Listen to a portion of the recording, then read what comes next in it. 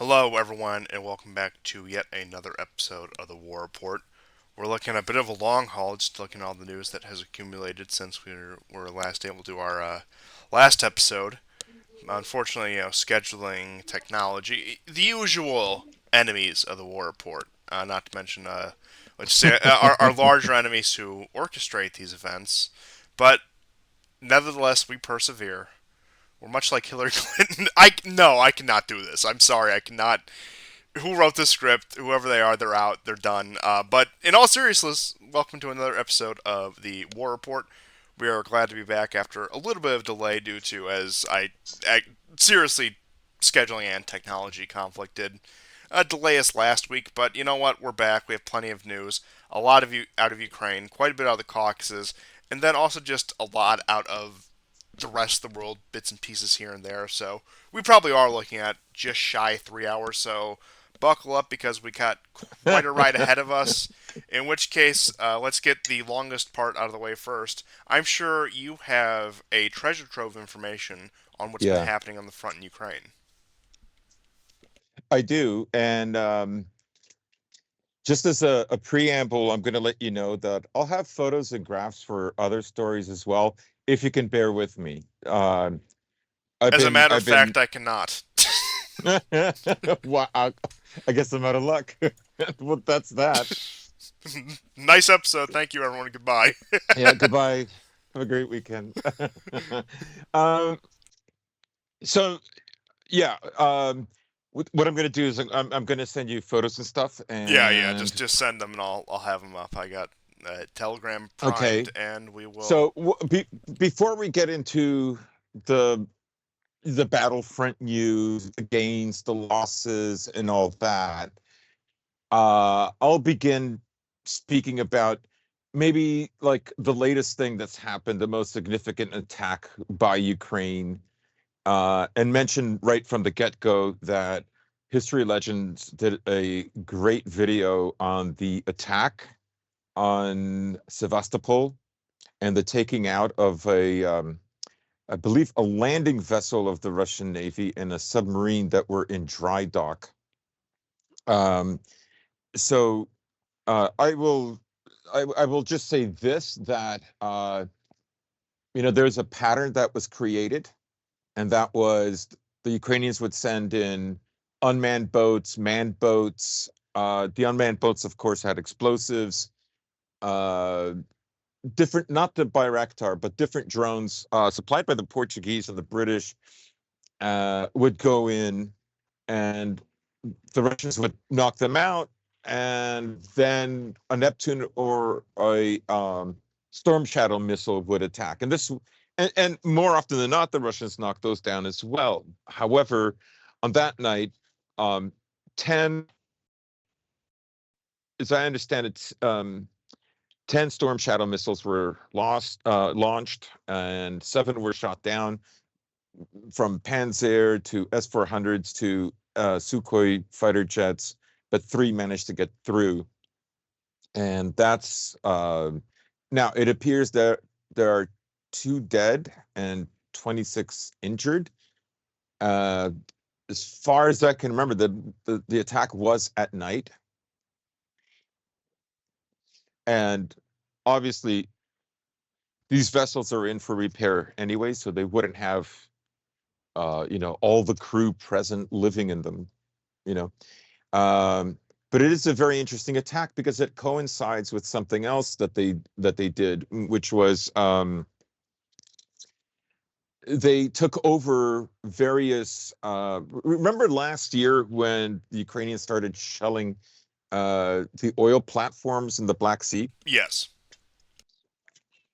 Well, um, they now have landed on them. Now there was one case where they landed and left, and now I'm told from the history legends that they've stayed on others. So there's more than one platform, and it's from here that they can set up some kind of communication beacons for further attacks. So it really is like.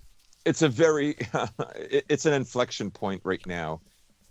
Russia will have to answer for this, and the way the video for History Legends ends is, they would have to land in Odessa, and they don't have the capability for it, not now.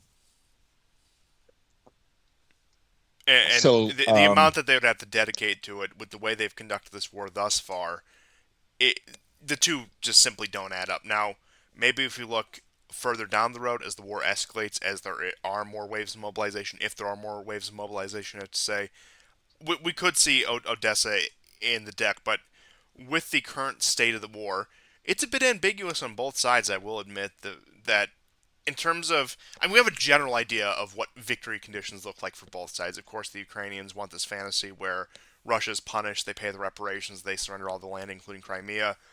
The Russians have a general policy of annexation of certain territories, which some are more well defined than others, admittedly, and then the neutralization of Ukraine, as it will. But I just the way the Russians present their war effort, even with the way things have escalated, are not conducive with any near future amphibious assault on Odessa.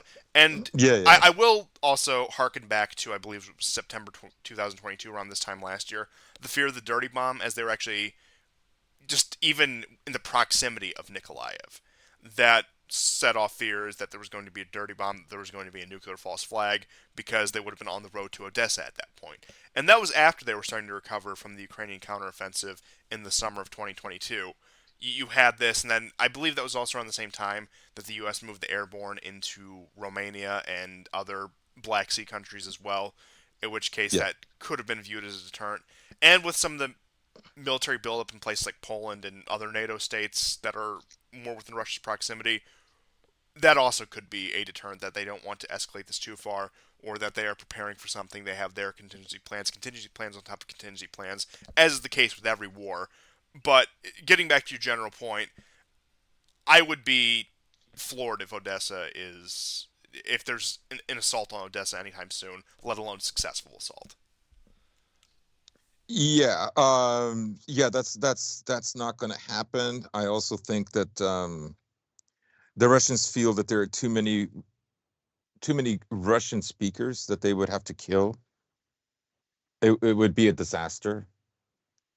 Oh yeah, Um, because we all know it- that Kiev is going to use those for use them as meat shields, as they have all throughout this war, and even before this war even started. These are the people that they're going to.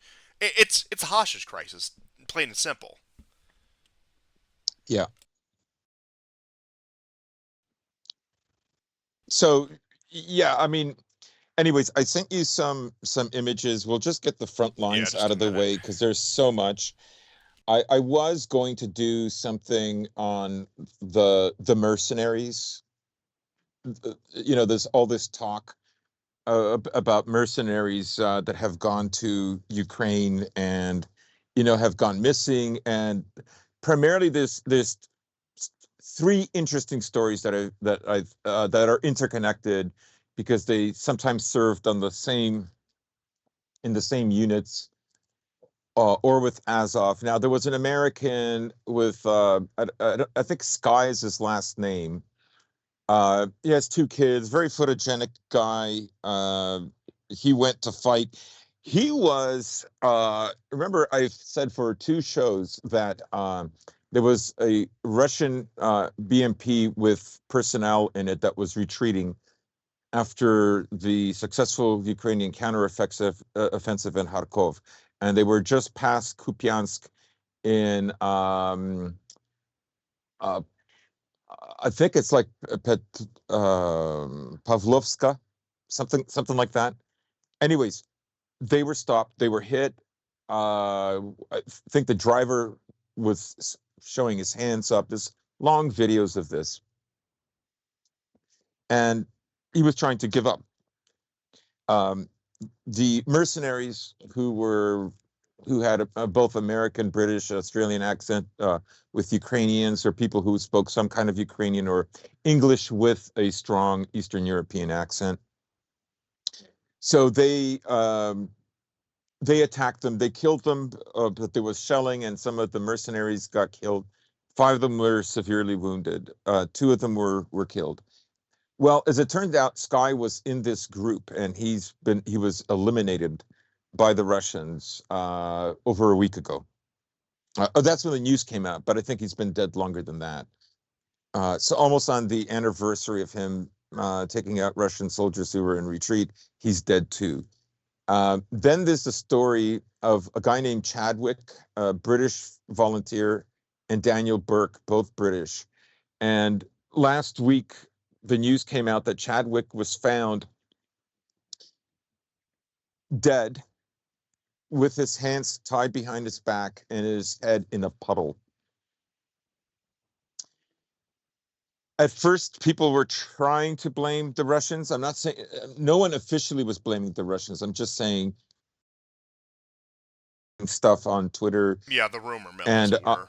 yeah, the rumor mill, right? Well, this was something like over 22 kilometers behind the front line. So there's strong doubt that that was the case. And Burke's body was found yesterday. And we couldn't record yesterday, but yesterday, Burke's body was found 33 kilometers away from the front lines as well. There was also a Polish mercenary talking about how his fellow mercenaries who were killed, there were 5 guys that, they were promised $400,000 by the Ukrainian government if they died, would go to their families. Like, imagine believing the Ukrainian government on this, that they would come through. He did say that he managed to get one of the 5 dead mercenaries compensated, but that wasn't, but the rest has not panned out. And then there's a very strange case of other mercenaries in the Donetsk front. Uh, this was on ABC News Spain of it was a group. Apparently, they were like, the story goes that they were medical people. Um, there was a Spanish woman, a Jewish Spanish woman that went to volunteer, and she Do said they she still had have to. those? Yes, I she thought, said she whoa. said she had to because her grandmother survived the Holocaust. Anyways, What? This. I Uh, kid you not. I I mean, kid you. I can send you the link. I don't It's doubt I it's don't doubt you for a second, and I should learn to expect these things. But whenever I hear somebody speak them, I can't help myself. She died along with a Canadian and a Spanish woman, and a German and a Swede, males that were severely wounded and are in hospital. This is all according to Zelensky, and this happened in Chasov Yar. So it's on the Donetsk front, just west of, it's the next big town west of uh, Artemyevsk or Bakhmut. So there were some very interesting story, but there was also, let's see what prompted me to look into this that I don't really have time to really get into was an old Ukrainian man, white hair, white beard, and he's talking about behind the lines Russian insurgents that are killing men on leave, volunteers, not conscripts. Um, this was a crazy story, and one of the reasons that this was because in Ukraine there was a story of a young man, a 22-year-old, who was also found dead by the railroad tracks. And as it turns out, his mother did not believe it was literally his first night on leave, right? So he's left the battlefield. He travels by train to Zaporozhye. He does. That's not where he lives, but he's got to go at least that far. And um, while he's out there, he's murdered. And Ukrainian authorities were trying to say that yeah, Alexander Kubyuk, 22 years of age. The mother made a real story go public in August. The 22-year-old defender died in the Krivoygrad region in early April this year. Alexander was just on his way home from the front on vacation. The body of the soldier was found on railroad tracks. So some people believe that he was killed by these groups. I don't know. It's hard to say because this old man in this video is claiming that a brigade's worth of men, so that's like 3 to 4 thousand have been killed this way, or a battalion worth of men. Sorry, that's could be 600 have been killed this way. I tend to not believe it I don't want to dwell on personally. this too long, but with how stringent the Ukrainian security state has been since 2014, especially since the beginning of the war, Yeah, I have a hard time believing that the same people who are willing to arrest civil servants for accepting food aid from so-called Russian occupying forces are unable to quash some sort of mass insurgency behind enemy lines. And yeah. I with mean, the de-Russification campaigns in Ukraine over the past almost decade, oh, it would have been like 8 years at the start of the war, but point still stands, aided by Western intelligence, with the previous experience with SBU, who have their roots in the KGB, etc., etc., it's highly implausible, at least with the information I'm working with, to think that even with Russian support, they could coordinate this level of behind the lines insurgency. yeah. I tend not to believe it. Maybe it's happened a few times, but this guy's talking about hundreds of cases. Definitely, these guys are murdered. The question is just who murdered them, right? That's the question. I like because if these roving bands of men, because think about it, these young men don't look any different than Ukrainian men, right? We've seen the videos of Ukrainian men being rounded up for the front lines are so numerous now as compared to say May or April. I mean, they were numerous last year, but now they're really ramping up.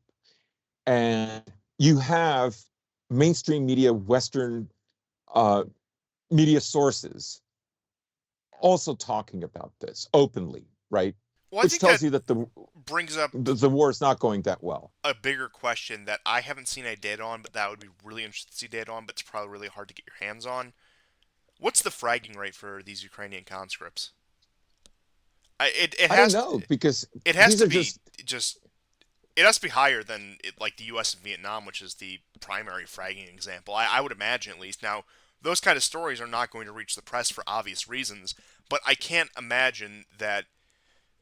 Well, I'll put it this way: I can imagine that fragging is probably a semi-common occurrence in some of these encampments in Ukraine. Now, I could be wrong, but given the nature of the Ukrainian war effort, given the kind of men who they're scooping up for this, and I'm not even saying it's like these are Russian speakers who feel the boot of the Ukrainian state. Now, I'm sure that's plenty of cases in the cases that this actually does happen, but just the fact that even Ukrainians, ethnic Ukrainians who at least theoretically support the war effort, they realize that this is a futile cause at this point, barring World War III. I'll put it that way. But you do have to wonder what the morale on the front line actually looks like. I know I hammer on this point all the time, but I do think it's worth repeating that what what's the actual morale of these Ukrainian troops fighting this war? And I think that will open up a bigger picture. I suppose you could ask the same question about the Russians, but just given the dynamics of this war, I think the morale of the defender is in most cases probably going to be of a lot more significance in this case. right. And and just to add another point or to reiterate my point I made earlier, I mean, Russians who are going to do this, right? They're going to need ammo. They're going to need some kind of a supply line. I know stuff like this does happen in wars. There are, liberation and insurgent armies. It was, um, you had Frenchmen that did this, um, mostly in central and southern France that the Nazis didn't control very well. You had Russians doing this behind enemy lines. The partisans in Belarus. Of course, this was going on in Yugoslavia as well. But um, I mean, this is a large scale war, and I don't see how these guys can. get those supplies and do this, right? I'll also add the point, as Um, you brought up the various partisan guerrilla movements, those were also all met with harsher reprisals by the actual regular military forces. Now, once again, media blackouts are a thing, and we're probably only getting a fraction of what actually happens on the ground in Ukraine, at least through mainstream sources, and even through some of the alternative sources. It's just hard to get that kind of information out. Now, Telegram has been revolutionary in that regard, don't get me wrong, but you figured you'd at least get a few cases slipping the cracks about reprisals if really are these organized bands of insurgents. yeah, I mean, I what I think is probably the case is there were arguments that happened on the front line, and somebody might have lost a friend, or they wanted a reprisal against, let's say, now this guy doesn't sound like he was a conscript. This guy No, no, sounds like he this was a guy you're describing right now, it sounds like he was somebody who a actually put volunteer. pen to paper. So if he wasn't killed by mercenaries, right?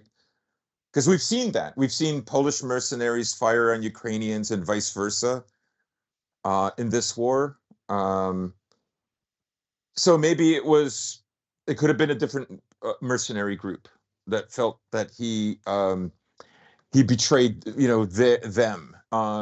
It could be even though he was a volunteer, he didn't, he did something on the front lines that, Pravi sector or Azov didn't like, right? And they finished him. It could have been that he ripped somebody off, right? There's a certain level of lawlessness that is there in a wartime Could scenario. have been that he was Remember, like, speaking Russian. I mean, I shouldn't laugh because that kind of stuff is actually happening right now, but it could just be as simple as an ethnic grievance like that because once again you look at the bulk of Ukrainian forces and like you said he doesn't fit the profile of your typical Ukrainian conscript and not even a conscript at all as you no, had mentioned.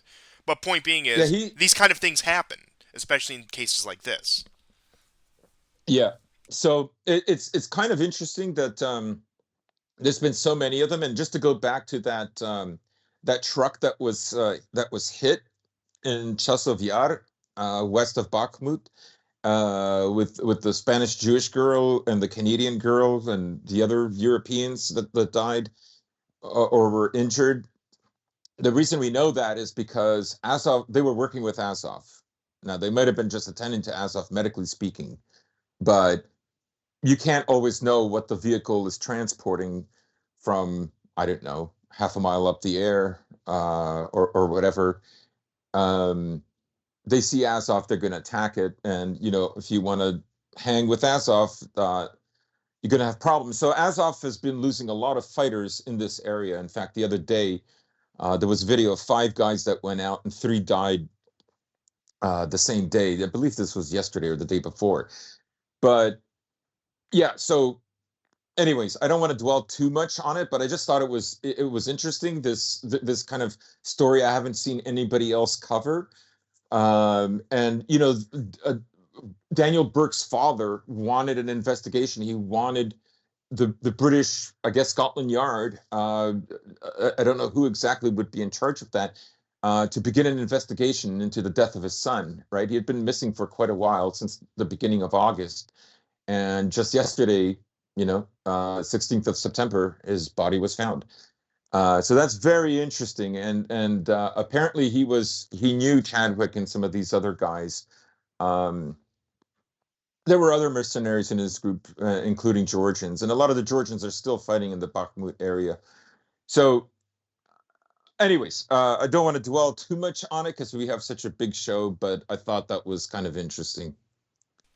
Yeah, just in terms of the last thing I'll mention about mercenaries is this is according to DD Geopolitics, who I think does, in comparison to a lot of Telegram channels, I think does pretty good work in that regard. He reported that near Berkovka there was a Georgian mercenary that was eliminated, and he's the 72nd confirmed Georgian to be eliminated throughout the special military operation. Now, once again, that's not only a confirmed KIA, but also confirmed nationality to it. So the figures can be a bit dubious in that regard, but I think when you extrapolate, when you realize that this probably represents so many other else when you actually dig into the numbers. I think that shows there's been probably quite a few Georgians that have been KIA in this war. Yeah, yeah. So I sent you three images just to get into the Yeah, I bit got of them ready whenever. frontline news, and I'll send you some more after that. Okay, so just I got them queued up whenever you're ready. Okay. So the first one is kind of like a bird's eye view of what's happening in Zaporozhye, but on the Rabotino front, and you get an idea of where the a rough idea because the trench lines are more in depth than this, but these are the main lines. There are more than what you see here. And compared to the last show, which was what was it, 12 days ago, 13 days ago that we did, Yeah, just shy 2 weeks. just shy of 2 weeks. So the Ukrainians finally have managed to push through the first tank anti-tank trench line. So if you look at Rabotino, which is kind of that depression of blue in the center, the white part is you see this hand. That's Rabotino. Now the Ukrainians have not been able to get to the next town south of it, probably because it's on an elevation. And to the right of that, you see the first trench line. The Ukrainians do have forces inside those trenches, but those there are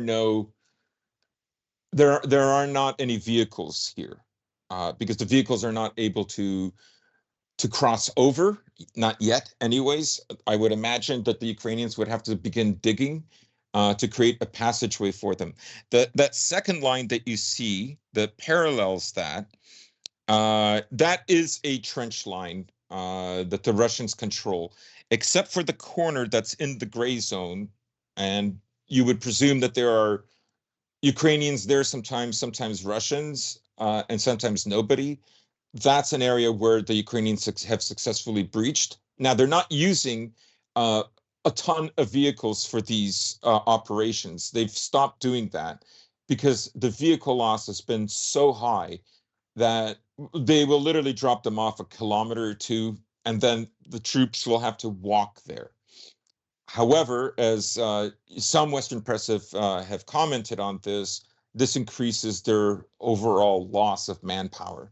But for them, at this point, they believe that loss of manpower is more important than loss of vehicles. And of course, this is all taking place around the town of Verbove. Now, the interesting thing about this, okay, about the battle for Rabotino is you see it's this depression. From the left and right, the Russians are still at the moment strong enough that they can shell from the east and west of it and from the south of it. And this puts Ukraine in a difficult position to concentrate their forces. Also, particularly because this is a depression, this is a low-lying area. All of Ukraine is very low-lying, but this is particularly low-lying. Um, so that is, yeah. Now they have about, I would say, 4 to 5 weeks to, let's say, take Verbove and get some machinery in there. They would also have to take, they would also have to go further down than Rabotino in my opinion, in Novoprokhovka. But but there they would be again encountering one of the Surovikin lines, and it would be a difficult. It would be a more difficult one to take than the one that they took outside Verbove because that's on a high ground, and it'll be easier for the Russians to defend from there. Now, if you look at the two lines, is a like the line further north and the line further south. In between there, the Russians have begun planting, I believe, about a kilometer worth of like kilometer wide worth of anti-personnel mines and 5 kilometers in depth of anti-armor mines. So this is to take out like Bradleys, tanks, MRAPs, that kind of thing, BMPs, whatever. If if they don't consolidate this area in a really big way, then the possibility of them losing it in the coming months is very high. I'm glad you brought up the coming months because I do want to point out something that is also in play here. Now, I know you said that the time frame is very small, and that is true. And this is certainly not the only reason, but I do think this is a major reason that people have addressed on, but I don't think it gets touched on nearly enough, is that we're just a days away from fall. It's a couple days away from autumn. And Yeah, knowing the weather in Ukraine, and we've seen this in the lead up to the war, and actually during the course of the war, in the spring and in the fall, you have heavier rainfall. Things get muddier, things get bogged down, which is yeah, why you saw major action in the summer, which is why people anticipated the so called winter offensive on both sides at the beginning of this year. So we are moving into that season where things quite literally do become bogged down because of weather conditions. And once again, looking at the front lines that we have right here, I'm not saying these conditions are ideal for anyone. Don't get me wrong. I'm not saying that this is going to do Russia a great amount of favors. But given Ukraine's strategy right now, given Ukraine's approach right now, it is crucial. They cannot afford to waste any yeah, time, manpower, effort kicking this can down the road or trying just some hat trick in order to accomplish some dubious goal. That the fact that they have to have a clear, concise goal, they have to accomplish that within the next few weeks. We're probably looking at maybe 4 to 6 weeks if you want to be generous. Otherwise, they are going to be on a very uneven footing, even more so than they already are now. And I guess that's just the story of the Ukrainian war effort, where they just have to be on. They have to be on this footing. They can't really afford to lose any time. Yet what we've seen is they make these gains, but then are slowly eroded away. These gains that came at a great cost, mind you, and yes, it it's did. really just unsustainable. And Yeah, go ahead. Sorry. and you can say what you once again. I will always add this caveat. You can say whatever you want about the Russian war effort, but the point being is Russia has a lot more manpower and resources to waste than the Ukrainians do. It's not a one-to-one situation. Right, and you're also getting a lot more Western press, particularly the last 3 weeks, even 4 weeks, that are saying Ukraine has lost 200,000 men, 20 to 30,000 amputees. This is in August that these stories were printed, right? One of the reasons that the Ukrainians were successful in taking Robotino was they just sent armored column after armored column after armored column. And you have to understand, Robotino, the Russians only controlled the area just north of Robotino. They did not control the town of Orechov. Like, I don't know if people know that.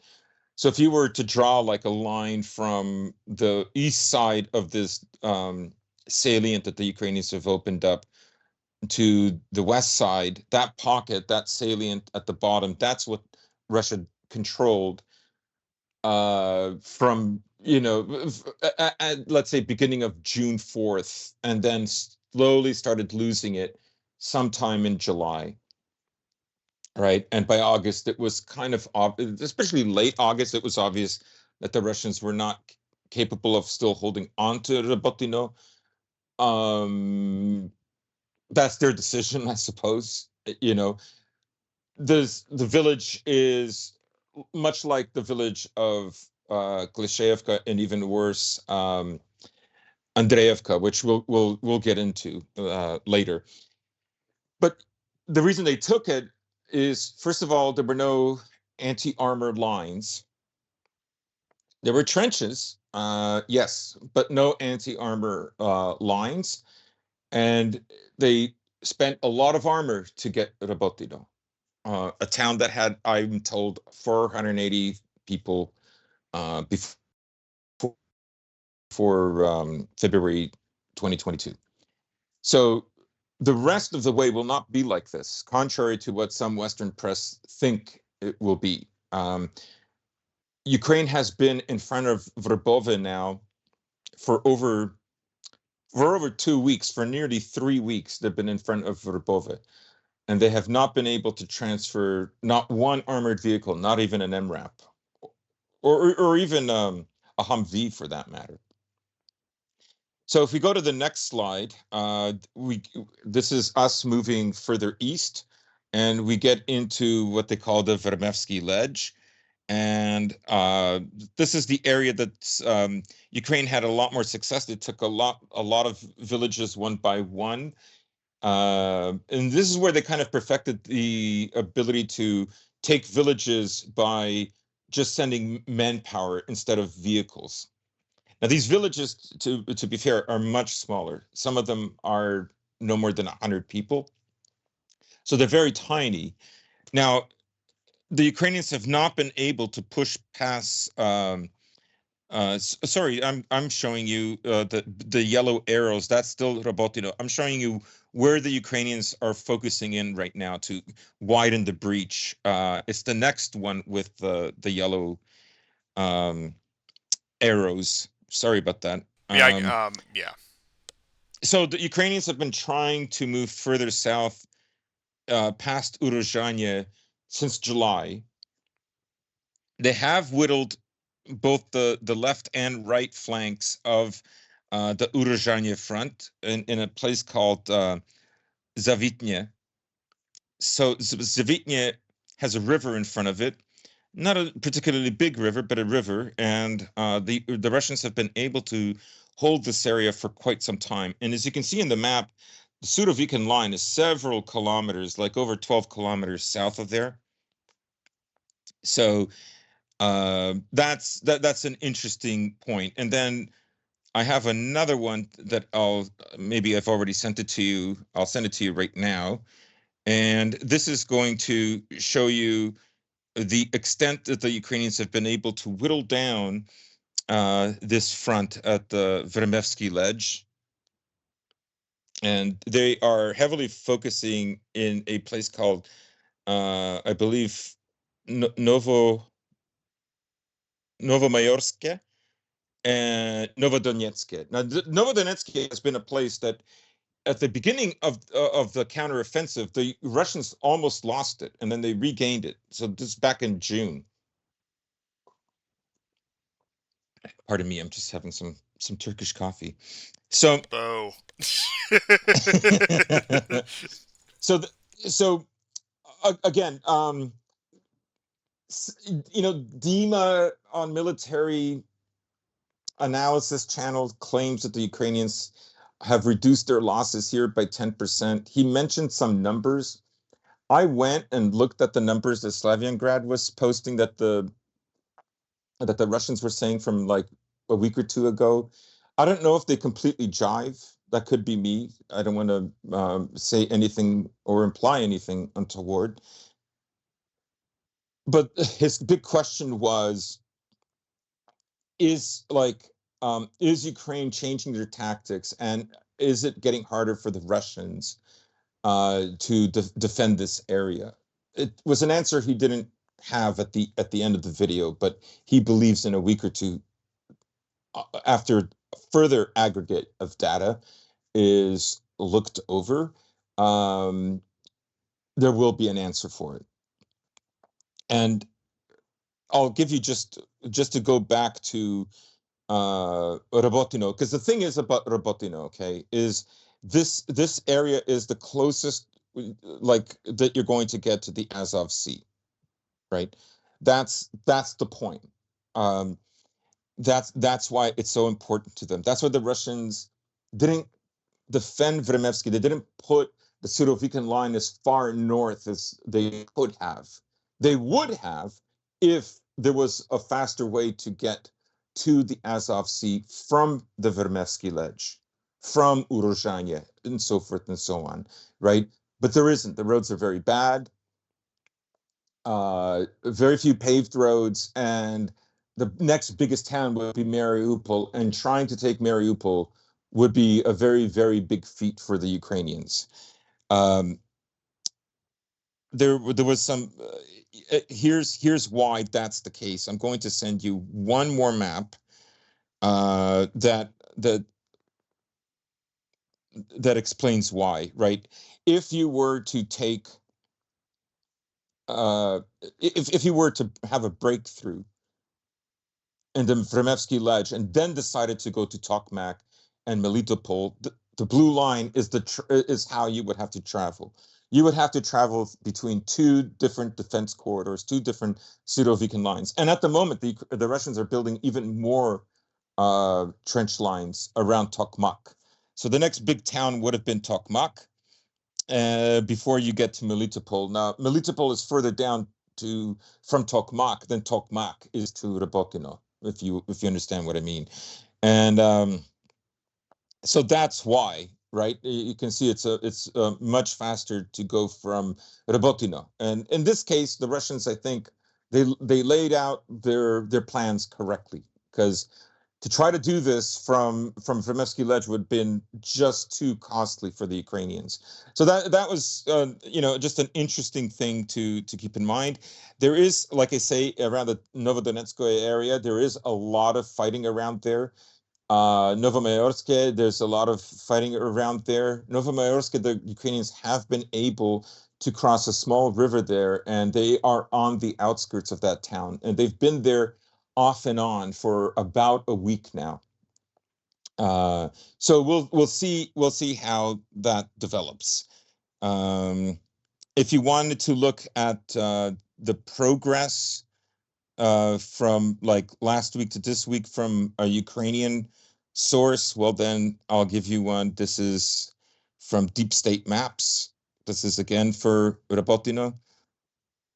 And then this is the next one that was, let's say, another 10, 11 days of fighting. So just a little bit, there's more advance in the east sector. Um, The other bit of news is the Russians were able to gain some greater foothold in Marinka, um, but this has been a very, very slow battle for them. Um, Here's like a large topographic view of the road ahead for the Ukrainians from Rabotino. These are very up to date maps. They're no older than 24 hours. And today has been generally a pretty quiet day. Now, the other areas of keen importance that have been happening, of course, is in Donetsk, south of Bakhmut. Um, the Ukrainians have made gains there, um, but I wanted to show you a very interesting photo of Andreevka, which is the town that they have recently taken. Let me just locate the photo, because it gives you an idea. So Andreevka was a town of roughly 70 to 75 people before the start of the SMO. And darn it, I had it. Well, I'll give you a map of it now. So this area is just south of Klishevka.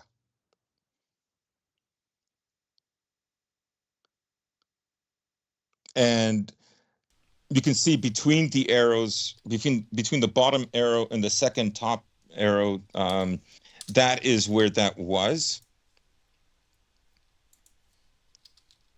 Ukrainian forces have managed to go in there. Now, initially, one of the defense minister's spokeswomen, Mylar, said that they had captured it. And then Azov actually made her retract that and said it was very dangerous to say such things, and very misleading for the Ukrainian public that had not happened. And then it was taken. Now, the Russians evacuated out of this area. And, there's a reason I want to show this photo to you, because it will explain. I found it. Okay. I'll explain to you what this place looks like. So this is a photograph. Okay, I'll get that one in just a second.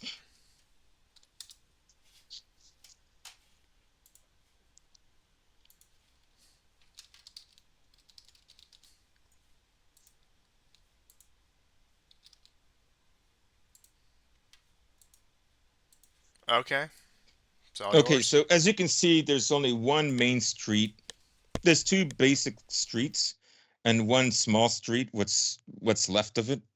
So you're basically from the Ukrainian side looking towards the Russian side. That ridge that you see about a quarter down from the top of the photo, and it has a big depression on the right side. Those are railroad tracks. There's a gully there, and there's an underground network.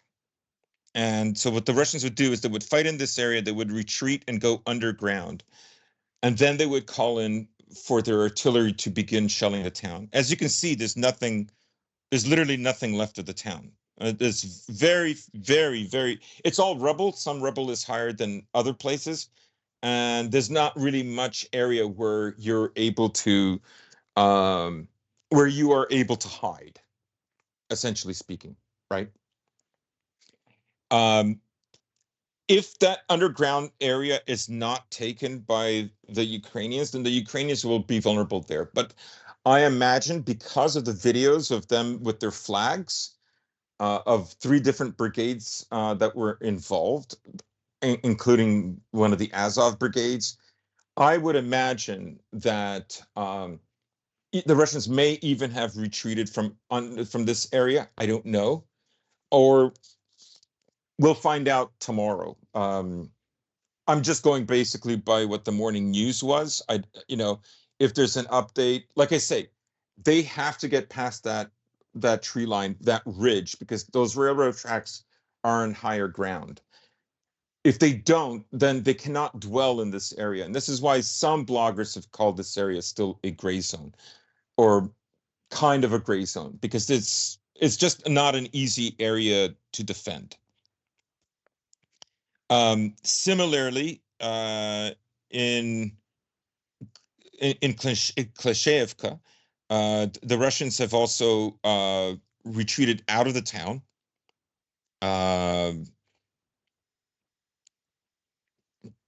Trying to find like maybe a good example. No. Anyways, they're also behind the same kind of railroad tracks, and Klishevka is also another town that has been leveled with very few areas that you can hide. The other bit of news that has come out is the Russians have crossed the Oskol River in the Kupiansk area. This is just tentative. I only saw this about 24 to 36 hours ago, so take that with a grain of salt. Um, yeah, so I'll leave it at that for Frontline, but I will also mention some important facts about this war, and about like the strategy and the tactics, and that is so. After the last show, there was the Russians had an attack on a police office in Kryvyi Rog. This is in south central Ukraine. It is on the Dnieper.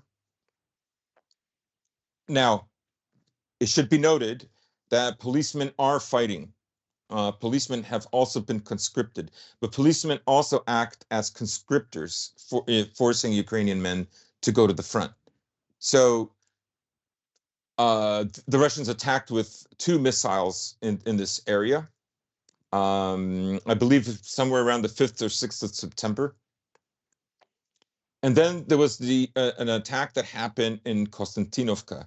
Now, it's interesting because Zelensky, this was the day that Biden showed up, right? But all the evidence is pointing that this was a Storm Shadow missile that was launched from the Ukrainian side into Konstantinovka. And remember that Konstantinovka is just slightly west of Bakhmut. Okay. Some of the Western open sources have even, I might have been Onyx, like one of those guys. They claim this was a Storm Shadow. The video shows at least 4 people tilting their heads as they watch, like as they hear the sound of the missile coming toward them, and they're all looking westward. So the Ukrainians did this. Remember that in Kramatorsk in April of 2022, the Ukrainians killed 64 people, mostly elders, that were trying to evacuate the town, right? With a a missile that they claimed was Russian, right? And it's the same old thing like with MH117, oh, MH117 was shot with a Russian missile. It's like, yeah, that's the only kind of missiles Ukraine has, right? For their Buk system or for whatever jet fighter they have. Yeah, they don't have Western missiles. It certainly didn't have them in June or July of 2014, like obviously, right? So it's a way to get it because it's there to convince people who have low information and high bias. So I thought those attacks were interesting. Now, one of the reasons maybe why the Russians are having a difficult time defending the southern Bakhmut flank, uh, whereas in the north they're doing much better, although they've lost some territory there, but they haven't lost the village yet. But one of the reasons is the use of HIMARS. And there's some interesting facts about HIMARS I should get into. The Ukrainians do not fire or cannot fire more than 18 HIMARS missiles a day. Now, well over half of them are usually intercepted when, let's say, they're launched at a dam or at a complex or whatever. But sometimes they get through, and there's lots of stories about this. So in the Bakhmut front, well behind the front line, just north of Gorlovka. I forget the name of the town, but Gorlovka is the big town next to it. The Russians had a platoon with 4 trucks moving ammunition, and the Ukrainians hit this location where that was taking place, and there is a video of it, and it's a pretty devastating loss. Now there is Western press that I read during the week where it said that the Russians have gotten much better at the spurt. Like before, what they had is huge stockpiles of armaments that they kept at the front, and the HIMARS made short work of that. The Russians had they bungled a lot of things in 2022. But despite that, you can see the effective use of HIMARS, right? But you have to ask yourself, why just 18 missiles a day? Each HIMARS can fire 6, right? There are versions that can fire 12. Now, the last time I heard about a HIMARS system being taken out was the German variation, a tracked version that I believe was destroyed in January, sometime in the winter of this year. Okay. Might even have been February, right? But you don't hear anything about them anymore. Like you don't hear about the Russians taking out HIMARS. Now, they did receive longer range missiles, and this factors into why the Ukrainians want longer missiles, right? It's it's useful everywhere, including Crimea, right? But you can see how, on a more tactical level, how useful it is. Now, the Ukrainians have angered NATO officers many times because they'll use a HIMARS to take out a D-30 or a D-20 towed artillery piece, which is not a big asset, or an MLR system, right? Like one of those Grad missile launchers that have, like, they cannot guide their rockets or missiles in any way, right? I mean, a missile is a guided rocket, a rocket is something else. But in any case, you understand what I mean. So the other thing that the Ukrainians have really focused on in this area is drone attacks. And this is an area where they've put more of their forces to outnumber the Russians because they are absolutely dead set on trying to retake Bakhmut. Now, it could be that they just want to get that area of the railroad tracks that loop south of Bakhmut, and as I've said, that go through Andreevka. We saw what the village of Andreevka looks like, and a little bit further north into Klishevka. It could be that. But no matter how devastated Bakhmut is Bakhmut still has a lot of buildings, and therefore it has a lot of cover. And it will not be easy. Now, this is also an area where the Ukrainians have decreased the amount of losses. In the previous month, there was a week where they lost somewhere over 2,000 men, 2,400. Take this with a grain of salt, right? The Russians are saying this. They don't specify who's killed, who's wounded that they need to be amputated, right? Like, I'm just saying. So when they say the next week 1,745 men were killed, the way to read that is to say, okay, the Ukrainians are losing 15% less guys or 10% less guys in this area, or 20% or whatever, This right? actually Depending on the figures. reminds me of an exchange they had recently with Stoltenberg, and he was being pressed on the issue by an MAP. He was speaking for the European Parliament, and she had said, "Now take her figures for what you will."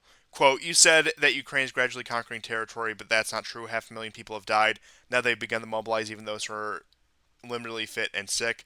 And Stoltenberg chickened out. He gave kind of a weasel answer here, Yeah. and his answer was, quote, "From the very beginning, I was clear that would be a bloody and difficult counteroffensive. We see that Russia has built its defenses correctly."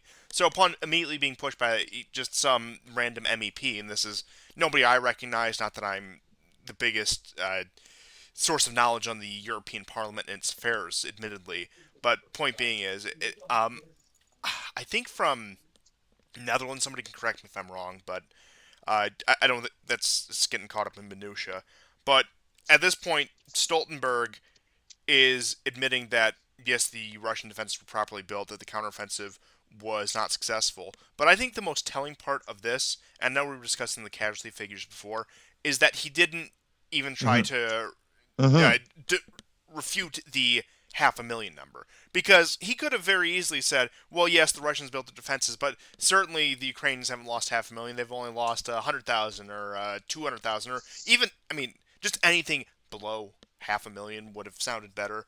But he didn't even go through the effort of doing that, and I wonder whether that's just the fact that Stoltenberg, just judging by what I've seen of him, not a great public speaker, uh, whether he just No, has a he lead gets foot, too nervous. yeah, whether he just has a lead foot in his mouth, or whether he thought that he would just be digging the hole deeper. Because if anyone's going to know, at least an approximation of casualty numbers, it's going to be somebody like Stoltenberg. And cliche phrase, but the only way I can think of is silence speaks volumes on that. The fact that he didn't even try to offer even some sort of token refutation of that. The fact that he just let this woman say 500,000. He's like, oh, I see the premise, but yeah, the Ukrainians weren't quite up to snuff against the Russian defenses. Which, like I said, that's a secondary part of all of this. It's the fact that he's not refuting that 500,000 figure. That if I'm Ukrainian diaspora, if I'm a European politician, even if I'm some liberal who just supports this war effort, I'm concerned. Right. And, there was an article where a woman speaking for Ukraine said, I can't consider this, even if we win, I can't consider it a victory because of the amount of people that have been lost. Right. Every second person has lost a friend or a relative that I've spoken to was her reply, which was very, very interesting, just to say the least. Um, yeah, I just sent you um, another photo of the other bit of news that's happening on the front, and that is the evacuation of 35 villages, most of them all along the Kherson Dnieper River, right? And um, people are speculating, why is this? Why are the Ukrainians? Well, part of it is because they've lost 30 to 40% of their fresh water supply after blowing up the Novakhovka Dam in the first place. And part of it is probably what's happening is that the Russians have been bombing this area relentlessly, and there was an attack. Right, the Russians have hit more ammo depots in Kharkov, in a village outside of Kharkov, inside the outskirts of the city where there's apparently some kind of a plant for repairing tanks. But in the Kherson region, there is a concentration of Ukrainian servicemen. The river is so flat now that some armored vehicles would be able to go through without the necessity of pontoons. And the south shore of the Dnieper, or the east shore, if you like, is lower than the north or the west.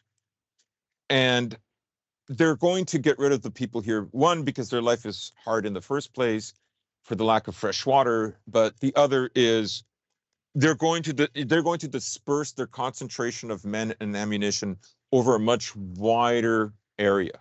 That's what I think this is about. But to get back to your point uh, about like losses, so there was a statement made by Lieutenant Colonel Berezhnoy in a Ukrainian publication called Poltavishna, where he said, out of 100 Poltavan residents who were sent to the front in the autumn of 2022, only 10 to 20 remain in service.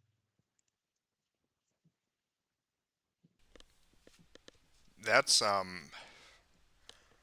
I mean, Like that's in a Ukrainian publication. yeah, and I mean just considering Poltava is just due east of Kiev, just to put it geographically, and I couldn't tell you the population of the oblast before the war, but then of course naturally you divvy it down from the number of young men in that, young men fit for service, etc., etc. Um, Mm-hmm.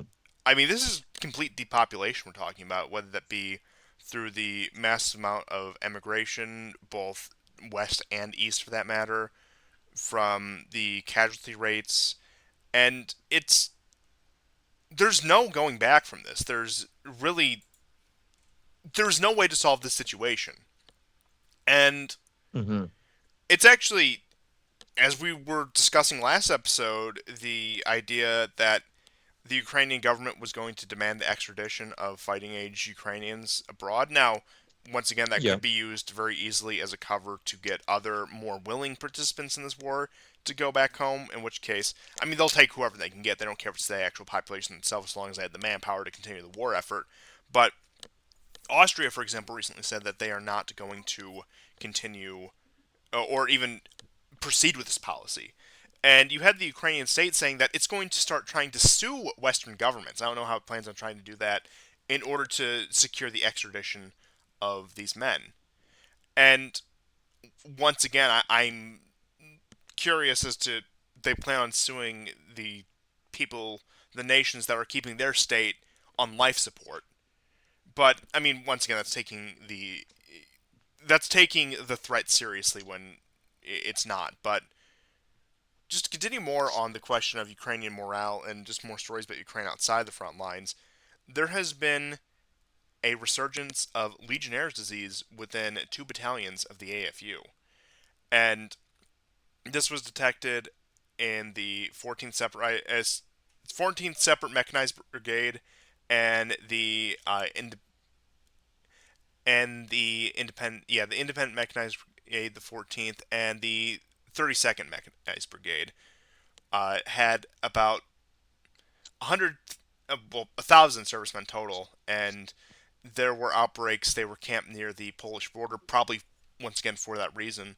But we're seeing a complete infrastructural collapse if we're seeing these kind of diseases return to men on the front lines. Now, of course, war, infrastructural collapse, those things are a given.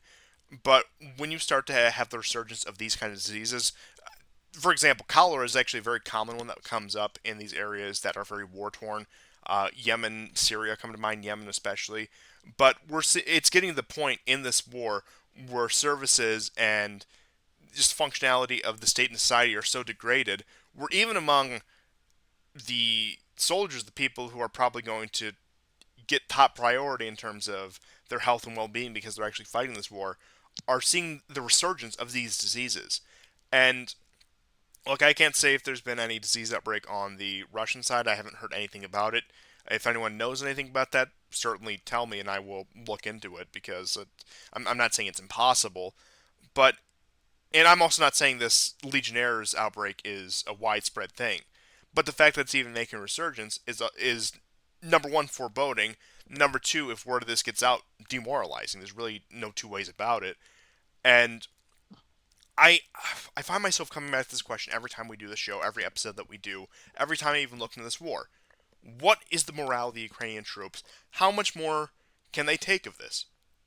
What is their Mhm. breaking point? And perhaps once again, that's why they're trying to get the fresh men from, and let's be honest, the cannon fodder from these Western countries, whether that be Mike Pence getting up there and bloviating, saying, "Oh, if Ukraine doesn't succeed, we might have to send American troops into the combat theater." Blah blah blah blah blah. The nonsense they That's always right. go on and on about. Or, as we were saying, even if they do use this as a funnel to bring in other men who are more willing from places like Poland, Romania, Lithuania, etc., and maybe even outright interventions by some sort of Central Eastern European coalition at some point in the near future. But it really, they need an influx of manpower by one way or another, whether that is getting Poland involved, whether that is getting repatriation of fighting age men, because the current lines and the success we've seen with the attempts at counteroffenses and even defenses insofar as the Ukrainian military effort is concerned, the Ukrainian war effort is concerned, these men aren't what they were even a year ago. The Hmm. situation, the quality of troops has degraded so much, and you can't really blame the troops themselves because they're subject to the whims of commanders and politicians like the rest of us. And look, you might not. Look, I'm the last person to think that Ukraine is some noble hero in some black and white war effort here. But point being is, you're having these average men, most of whom, let's just say, although they are conscripts, are not on the same page as the Kiev government or even some of the more radical elements in the country, in which case they have my full sympathy. But they're being sent into these situations with no possibility of winning or even coming out whole, as it were, whether that be in a figurative or a literal sense with some of these amputees and these people who are afflicted with the disease. There's really, once again, Hmm. I question, and maybe it's because I haven't looked too much in depth into other recent wars, but I mean, beyond the world wars and some other modern engagements, there's not too much to really base this off of because warfare has taken such a radical turn since the 20th century. I don't know, maybe if we look into some figures from the Iran Iraq War, we can get a better picture of what we're looking at. Because I think, honestly, at this point, that's probably the best comparison. I'm not saying it's a good comparison, but it's the best one we have at this point. I would say even better than Yeah. the World War One comparison that people like to tout. But point being is, what is the breaking point when it comes to morale, and when will it be reached? Because it's a matter of sooner rather than later.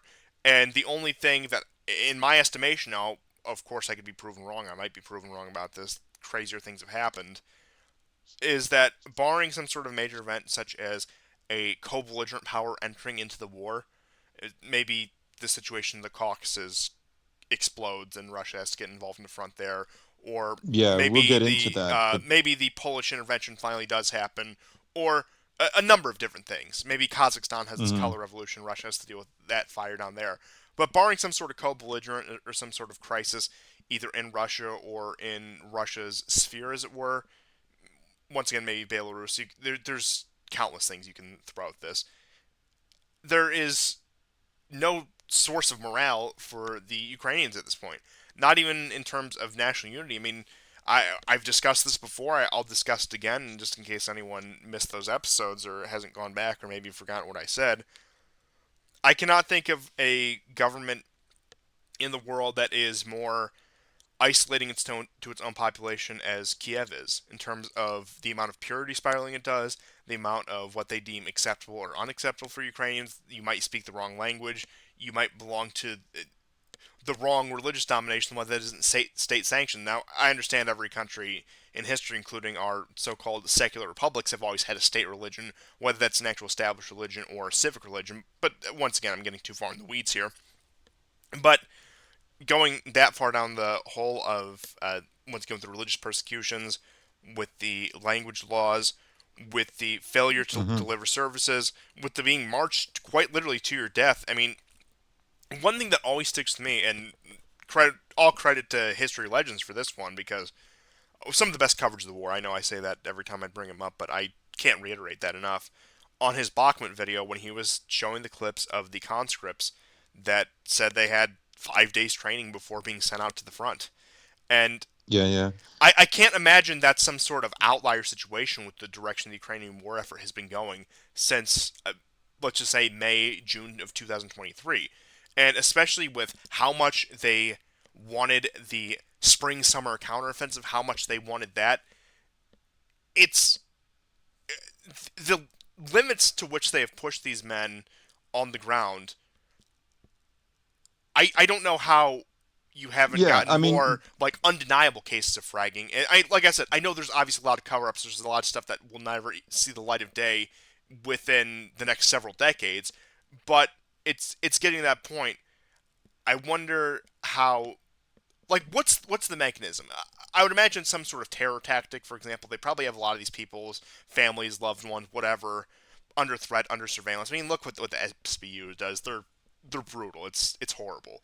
But once mhm. again, I question what level of control or what like source of morale do they have that keeps this, and how much gas is left in that tank. Yeah. Well, I mean, um, I have 3 points that I could bring up. Like, for instance, in the last, let's say, 3 to 5 days, 10 people were killed in Russia outside of Ukraine, in Bryansk. 9 civilians killed, 8 wounded in the DPR. In Svetlodarsk, this is where they launched the HIMAR missiles. 7 people were killed. And they launched 144 strikes of 152 and 155 millimeter shells, 57 cluster munitions, 25 MLRS missiles. 2 of those were HIMARS into residential buildings of Svetlodarsk. And a man was killed in the Kursk region. So the pattern with the Ukrainians is if things aren't going that well, they take it out on like the civilian areas, right? So they don't have, even if they did, they don't waste precision strike missiles like the Storm Shadow or the Neptune. They just strike them with cannon, which is far less accurate. They don't want it to be accurate. They want to demoralize the people. So when they feel demoralized, they feel obligated to demoralize the Russian speaking public in those areas of Russia and former Ukraine Russia, right? The other thing is that um, the U.S. press, sorry, the U.S. Embassy and Consulate for Poland just issued something very strange. So A statement in support of HIV polls. the U.S. Embassy No, is sorry, opening a that was last program week. for yeah, for Polish organizations and the press. What they're doing is they have a program where they give grants of $50,000 for people to return, particularly in the Kharkov region. All right. Journalists will be told how to cover this topic so that more article reports will appear on how Ukrainians successfully return to Ukraine. And they will focus on the fact that the return was made possible thanks to the quote excellent relations with Poles and Ukrainians and assistance for refugees. But Poland wants to get rid of them. Poland desperately wants to get rid of Ukrainian refugees. Now, it should be mentioned, and this is my third point. It should be mentioned that Hungary, Hungary, Austria, Serbia, Germany, and there's probably going to be other countries are refusing to extradite young men or any men because it's between 80 to 60 years of age to go fight in Ukraine, right? Poland has said that they're going to do it, if they were some kind of offender, someone who got in trouble with the law. But I mean, I don't trust Poland on that. So I would say that I don't think this is a sophisticated campaign to throw off the Russians for the Ukrainians to appear weak when they are strong. I think like this is the pattern, right? When things aren't going right, shell the Donbass, shell Bryansk, and conscript a lot more, right? People are saying now, even Western sources are saying that the Ukrainian losses in Zaporozhia are bigger than Bakhmut. And Bakhmut was the single biggest loss, 40,000 for the Ukrainians, right? Conservative estimates last year for Kherson were 10 to 13,000. Kharkov between 7 to 9 or 5 to 9, something like that. That was less certain.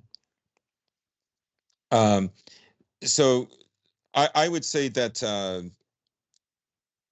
that this is going to be, a very interesting development. And also, Admiral Rob Bauer of NATO, he's a German admiral. Ukraine's requests for weapons and ammunition are huge and exceed the capabilities of NATO. The new NATO plans involve further strengthening at the borders with Russia and scenarios in case of a military confrontation with the Russian Federation. According to him, in the event of a potential attack, the alliance can use 300,000 military personnel from the citizens of its countries in the first month. And in NATO, NATO has 3.5 million people available, right? Um, there's other tidbits about how this war is going. So Zelensky's going to Washington. I believe he's due to arrive on the 21st, but he will not address Congress. That's a big deal. That's a very big deal. Oh, he doesn't The get the Telegraph, Netanyahu privilege. That's yeah, yeah.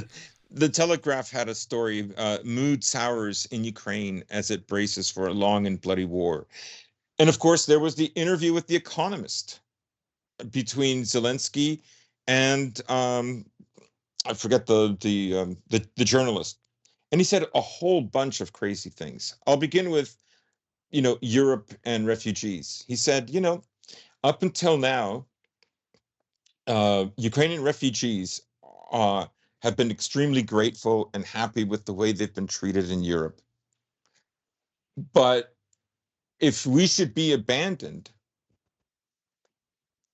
I'm using a rough approximation of his words. These people could end up, you know, being a major problem for Europe. So he's threatening them, right? He's not saying terrorist attacks, but it could be terrorist oh, it's attacks, a right? veiled threat for exactly that, as well as other is equally, if not more, destructive actions. Yeah, yeah. And the former girlfriend of that guy Da Vinci, remember when what's her name, Marin, the prime minister Santa of Marin, yeah, Finland. Santa Marin, was visiting Ukraine. So and she went to the head of the Da Vinci Wolves guy who was killed. I believe he was fighting in Bakhmut. So she had a video where he says Ukraine. She says Ukrainians are too relaxed. This war is not going to be over tomorrow, nor in a year. And she was very upset that that it's that Ukrainians are not taking, in her eyes, they're not taking this war seriously enough. They're not being charitable enough. All kinds of crazy stuff. So the other thing was there was a very good article that was I'm trying to find it here. Oh, yes. Richard Kemp, former British military officer, uh, wrote, "We cannot have a repeat of the foreign policy errors that followed Putin's 2014 Crimea land grab." But the title is Ukraine's counteroffensive is stalling. The West must prepare for a humiliation. If you want, I'll read the first few Oh, by paragraphs. all means.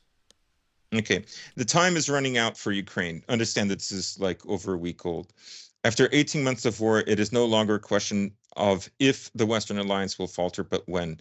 Since the start, despite making many of the right noises and supplying some military hardware, France and Germany in particular have been reluctant partners. Their leaders have often seemed more concerned with finding an off-ramp for Putin than ejecting his forces from Ukraine, as well as dependency on Russian energy. By the way, Russians are now um, making about as much. They're making an enormous amount of profit from selling LNG, Oh, which don't is worry. I have plenty of energy news once we okay. get over the Ukraine Okay, finish line. European political classes has led to neglect of their armed forces and a corresponding fear of escalation. As the provider of the lion's share of the backing for Ukraine, it is the U.S. calling the shots in this war. Yet, since the earliest days, President Biden too has been dragging his heels, giving just enough military assistance to those voices that oppose American engagement in Europe for other reasons. Corruption concerns do need to be addressed, but they do not trump the West's overriding strategic interest in preventing a Russian victory. Zelensky's obviously recognizes the coming hinge point in Western support, and his recent actions may indicate a degree of alarm. He has, for example, jailed the already corrupt tycoon and former provincial governor Igor Kolomoisky, a long-term ally. Remember, that's the guy who started Zelensky's career Oh yes. and funded him to become president. He sacked Defense Minister Alexei Reznikov, another weasel, at the height of the war, again, amid corruption allegations. The latter may signal a coming change to Ukraine's military strategy. None of this will make a significant difference. No strategic adjustment can turn the war around without dramatically increasing military aid. Robust damage limitation strategy. This would involve building up NATO forces, which still has not been seriously approached on either side of the Atlantic. There is no indication, for example, that Germany is budgeting to reach the minimum NATO defense expenditure of 2% of GDP, despite its promises. The UK continues to make further cuts to its undersized army. A second prong would be continued economic warfare against a weakened Russian economy to Well, I'll emphasize the stop you price right for there. I'll rate. stop you right Yeah, there. yeah. I'm nearly done anyways. So yeah, go ahead. So now I expect these things, especially coming out of the mouths of men like Kemp. But the complaining about the British and the Germans failing to meet the NATO spending requirements, and then talking about increased economic warfare. Yeah. That is a vicious cycle if there ever was one. Because look at the state of Europe. I've hammered on about the European economy, the absolute destruction. I mean, look, I would argue actually the primary intention of the sanctions was to economically punish Europe for its couple decades of, let's just say, arm's length cooperation with Russia, to put it kindly. And I would argue that that was actually part of it. It was to completely subjugate the Europeans back under the orbit of Washington and by proxy Brussels, as it were. But calling for the Germans and the British, who have probably been the primary sufferers in terms of the sanctions war, especially the Germans, and with events like Nord Stream and the destruction of the pipeline, it is. It's not. I mean, look, I expect this kind of narrative. I don't expect them to care about the well being of the economies and the everyday people of Britain and Germany. But there's a certain level of delusion there, thinking that these countries are economically struggling to even keep their militaries in fighting shape, but they can afford even more pressure in waging a sanctions war. What is the strategy here? What is the West strategy here? What is their it's like a chicken with its head cut off. I can't really describe it any other way. The fact that he can follow up those statements just seamlessly, Mm-hmm. Mm-hmm. it shows that Well, a complete lack of understanding of the situation, even by somebody who clearly has an agenda. yeah, well, I'll read you a bit of the Yeah, go Economist ahead, go ahead. interview because this was really quite something. A lot of interesting stuff out of the Economist these past few weeks. So the Economist publishes an interview with Zelensky. In it, the president of Ukraine says that he does not want to think about a long war, but that is what he is now preparing for. Quote, I must be ready. My team must be ready for a long war. And emotionally, I am ready, the president said. Zelensky believes that Russia will not withstand a long war economically.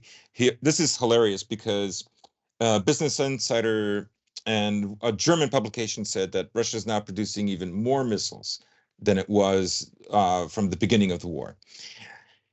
He also said that Ukraine will intensify attacks inside the Russian Federation, and then Russians will begin to ask uncomfortable questions about the inability of the army to protect them. So, in other words, the same stuff that he's been doing in Donetsk. And may I And remind that you? does raise the morale of Ukrainians for sure. Oh, Now, absolutely. in it, he says, the preamble to the interview, The Economist shares his impression of the atmosphere of the Yalta European strategy in Kiev, which he attended. Quote, a year ago, the mood was euphoric. News of the success of the Ukrainian forces in Kharkov region was ping-ponging on every smartphone in the room. This year, the atmosphere is completely different. 3 months after its counteroffensive, Ukraine has made little progress along the crucial southern front line in the Zaporozhye region, where it is trying to put Putin's land bridge from Russia to where it's trying to cut Putin's land bridge from Russia to Crimea. The question of how long it will take and whether it will succeed weighs in the minds of Western leaders. They still promise that they will help Ukraine as much as they need, but Zelensky, a former actor with a keen sense of audience, has detected a change in mood among some of the partners.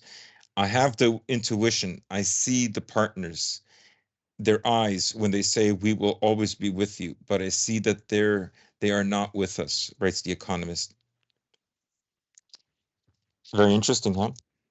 Yes, and I feel like this also is something that people have forgotten about. So I just want to say this, and I will tell anyone listening that if you were to know one thing about Zelensky, remember this man was elected on de-escalating conflict in the Donbass in 2019. He was elected on a so-called proposal of diplomatically solving this crisis with Russia over Crimea. And this is the man who intensified the shellings, or at least allowed the shellings to be intensified under his rule, and the man who was more or less driven into this war, or felt confident enough to kick off this war with the backing of Washington, Brussels, London, etc.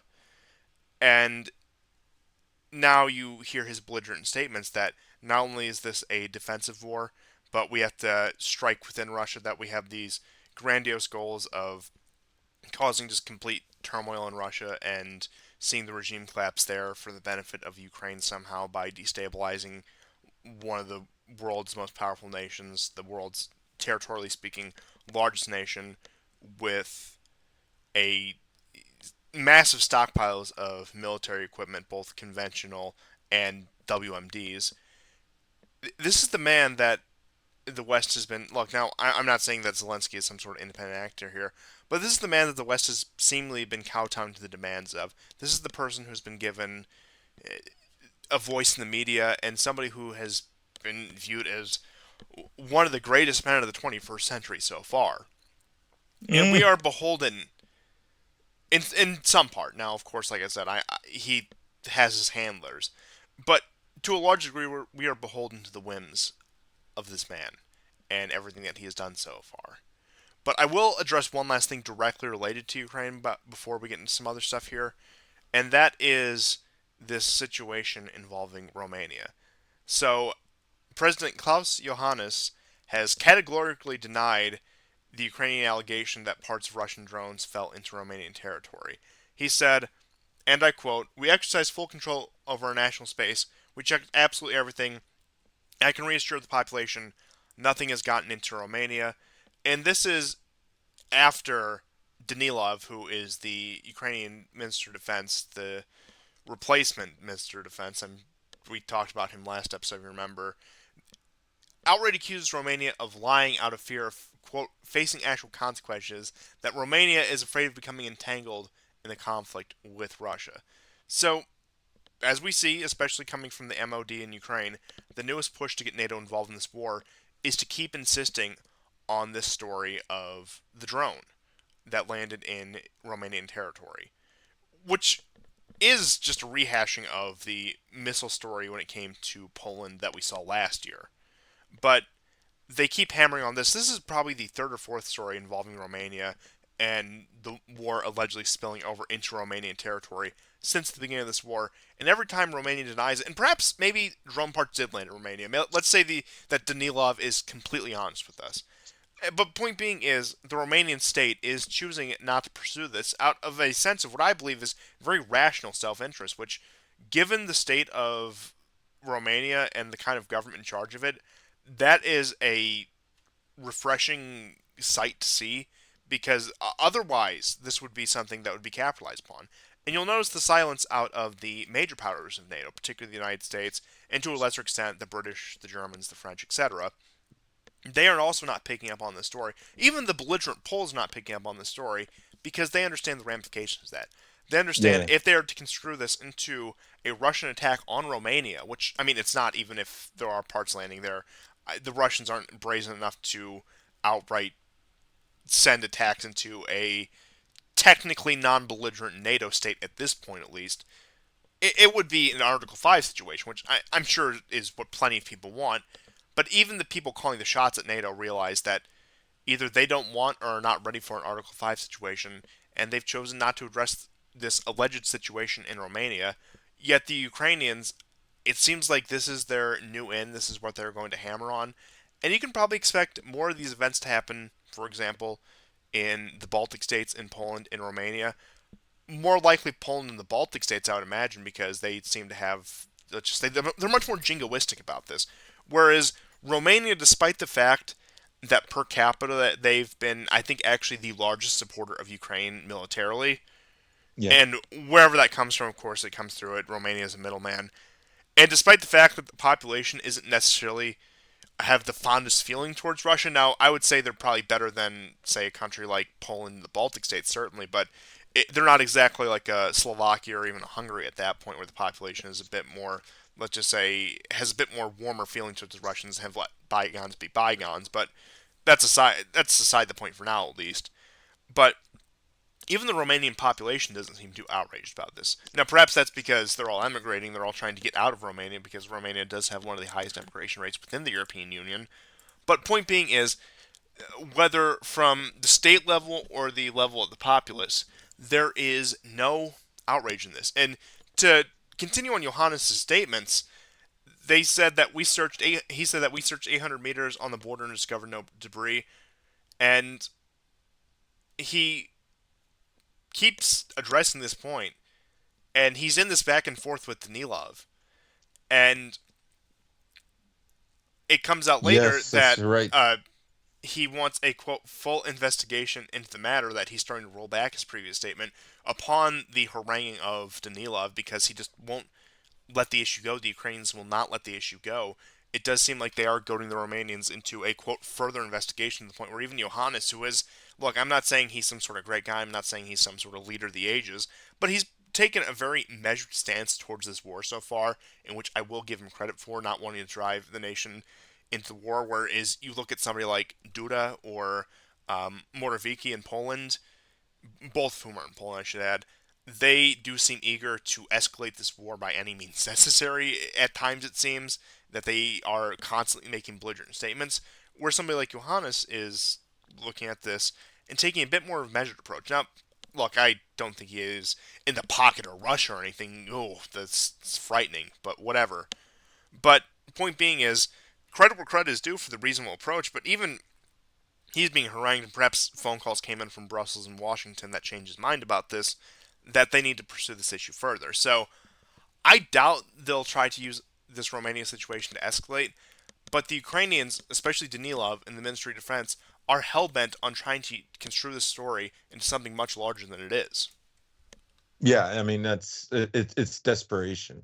It's it's absolutely desperation. Now, Romania has told Ukraine to move its ports further away, which is ridiculous, right? They can't. Of course, Ukraine isn't going to do that, and I didn't mention it because it's so frequent right now. But the Ukrainians have been shelling the Odessa area like continuously because they're trying to stop the attacks that are, going over. Remember a few weeks ago, the Ukrainians landed some boats. There was, however, an article from Le Monde where they used five manned boats and the boats were shot down. There was video confirmation, and Le Monde does say that, this is a Western source, this is a paper in favor of Ukraine. In any case, that the Black Sea is escalating, right? And what the Romanians have done is now they've set up shelters. They're building shelters because Ukraine won't move its ports. So But I did have one thing to say. I hope I'm not cutting you off. If I Oh no, am, go just keep ahead, go going. ahead. So the U.S. Army War College had some interesting things to say about like perhaps a future war with Russia in something that by Todd Lopez. Future war requires disciplined disobedience. I'll just read you a section. Not that this section will completely clarify what that means, but there's other important information nonetheless. The Russia-Ukraine war is exposing significant vulnerabilities in the Army's strategic personnel depth and ability to withstand and replace casualties. Army theater medical planners may anticipate a sustained rate of roughly 3,600 casualties per day, ranging from those killed in action to those wounded in action or suffering disease or any other non-battle injuries. With a 25% predicted replacement rate, the personnel system will require 800 new personnel each day. For context, the United States sustained about 50,000 casualties in 2 decades of fighting in Iraq and Afghanistan. In a large scale combat operation, the United States would experience the same number of casualties in 2 weeks in a war like this one. In addition to the disciplined disobedience required to execute effective mission command, the U.S. Army is facing a dire combination of recruiting shortfalls and a shrinking individual ready reserve. This recruiting shortfall, nearly 50% in the combat arms career management fields, is a longitudinal problem. Every infantry and armored soldier we do not recruit today mobilization asset we will not have in 2031. The individual reserve ready, which stood at 700,000 in 1973, 450,000 in 1994, now stands at 76,000. These numbers cannot fill the existing gaps in the active force, let alone any casualty replacement or expansion during a large-scale combat operation.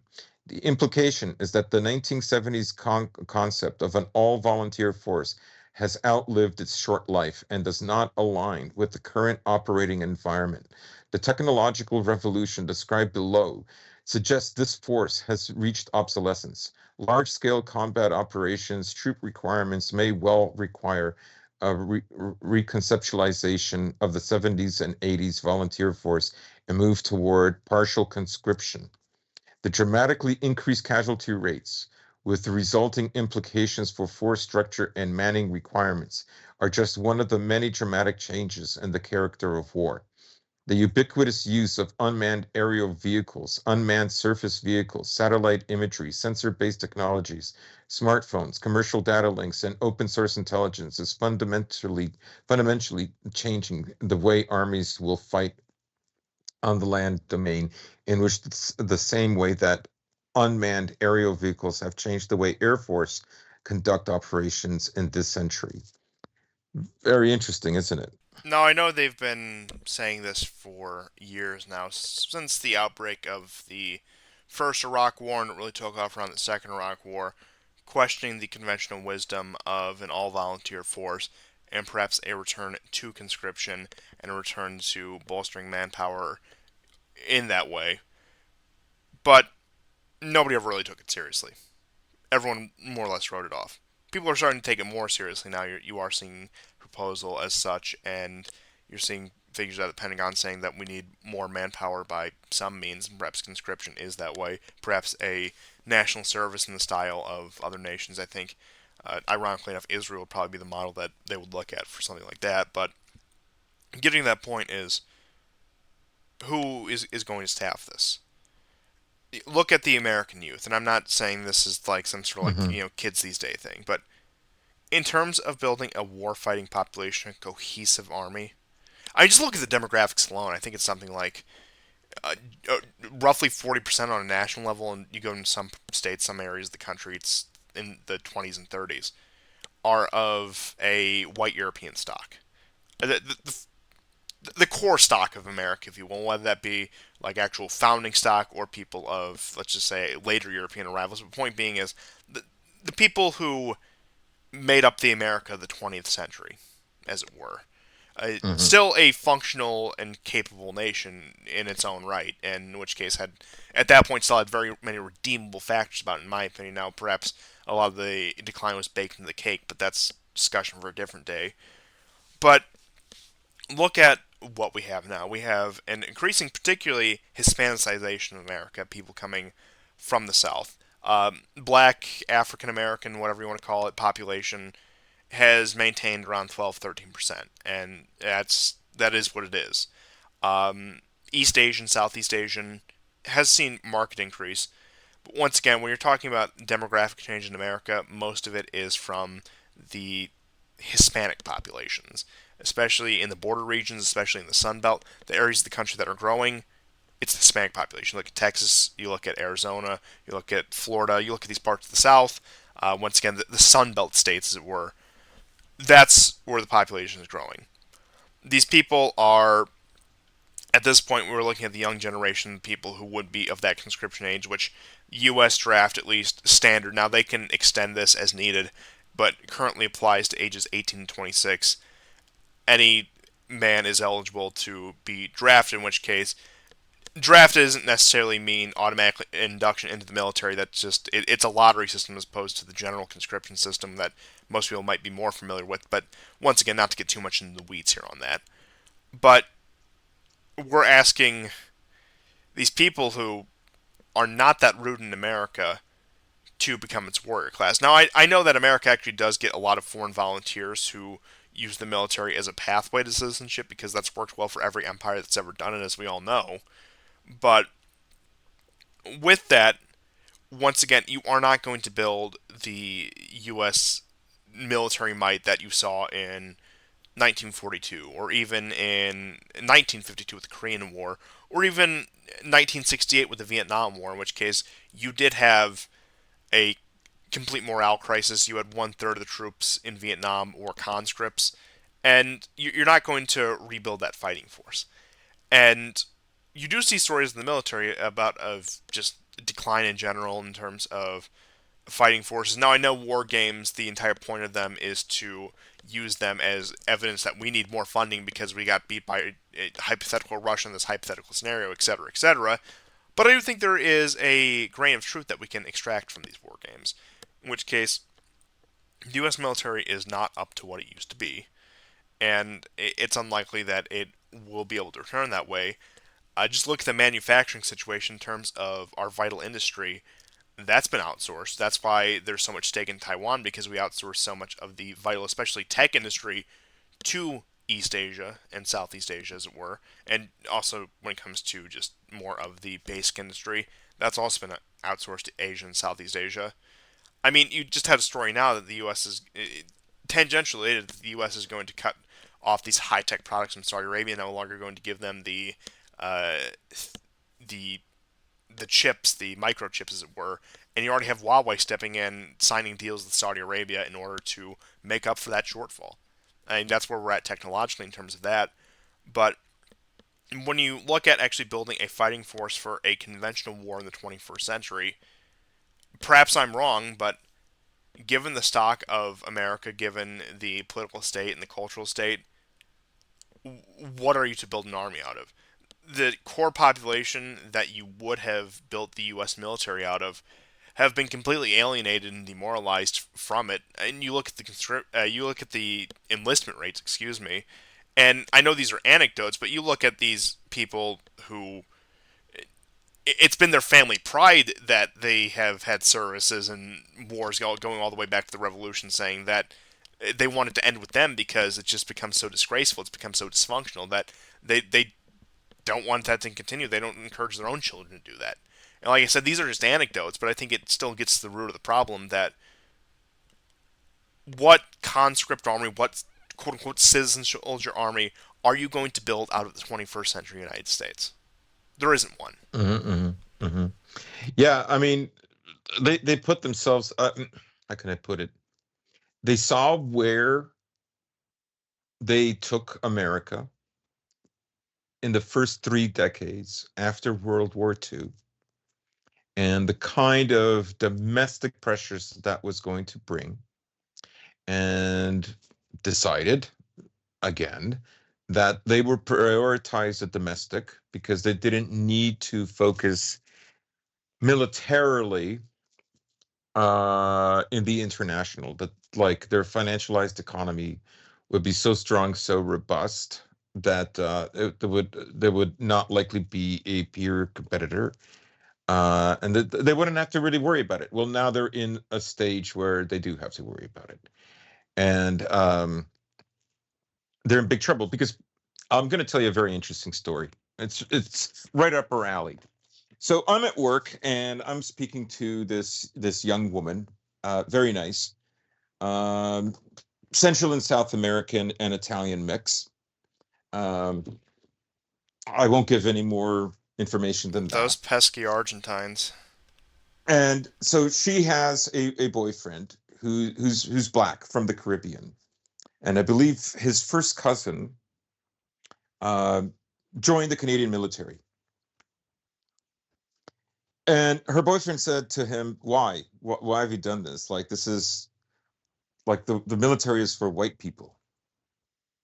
And he told him that, yeah, I encountered like racism there and so on, right? Like there's always in Western militaries, there's always going to be just a little bit of fascism, a little bit of Nazism. It's always there underneath the surface. If they want to, it's kind of like corrupt politicians. They're all corrupt, but when somebody has to go, like let's say Kolomoisky, they'll can him and they'll use corruption as an excuse. But in a recent poll in Ukraine, they believe Zelensky is responsible for the corruption. 78% of Ukrainians believe that. Anyhow, to go back to the story. So what you get now is a man that is, mostly black.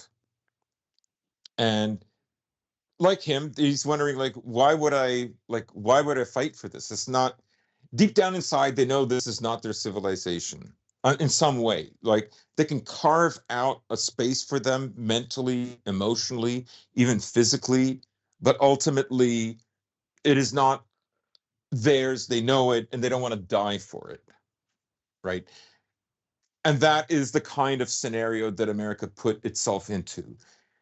Probably because it thought it was exceptional, probably because it believed its own copium, probably because it just believes it's like it's going to be the exception to the rule, right? And you have the same problem in Britain that you don't have people signing up for the military. And as Kemp says, even the British military is reducing spending, And right? look at what the RAF did to their pilots, and look at these guys That's finding right. plenty of work in places like China. That's right. No more white pilots. Everybody remembers those headlines from the BBC, from the Telegraph, from the Guardian. Everybody remembers that. Whatever side of the argument you might be on, right? That's a crazy thing to say. And we've already talked about how white men, they don't want to protect this. It's like when we had the Floyd riots, right? You had that fake headline, white supremacists are staying at home and just enjoying literally me.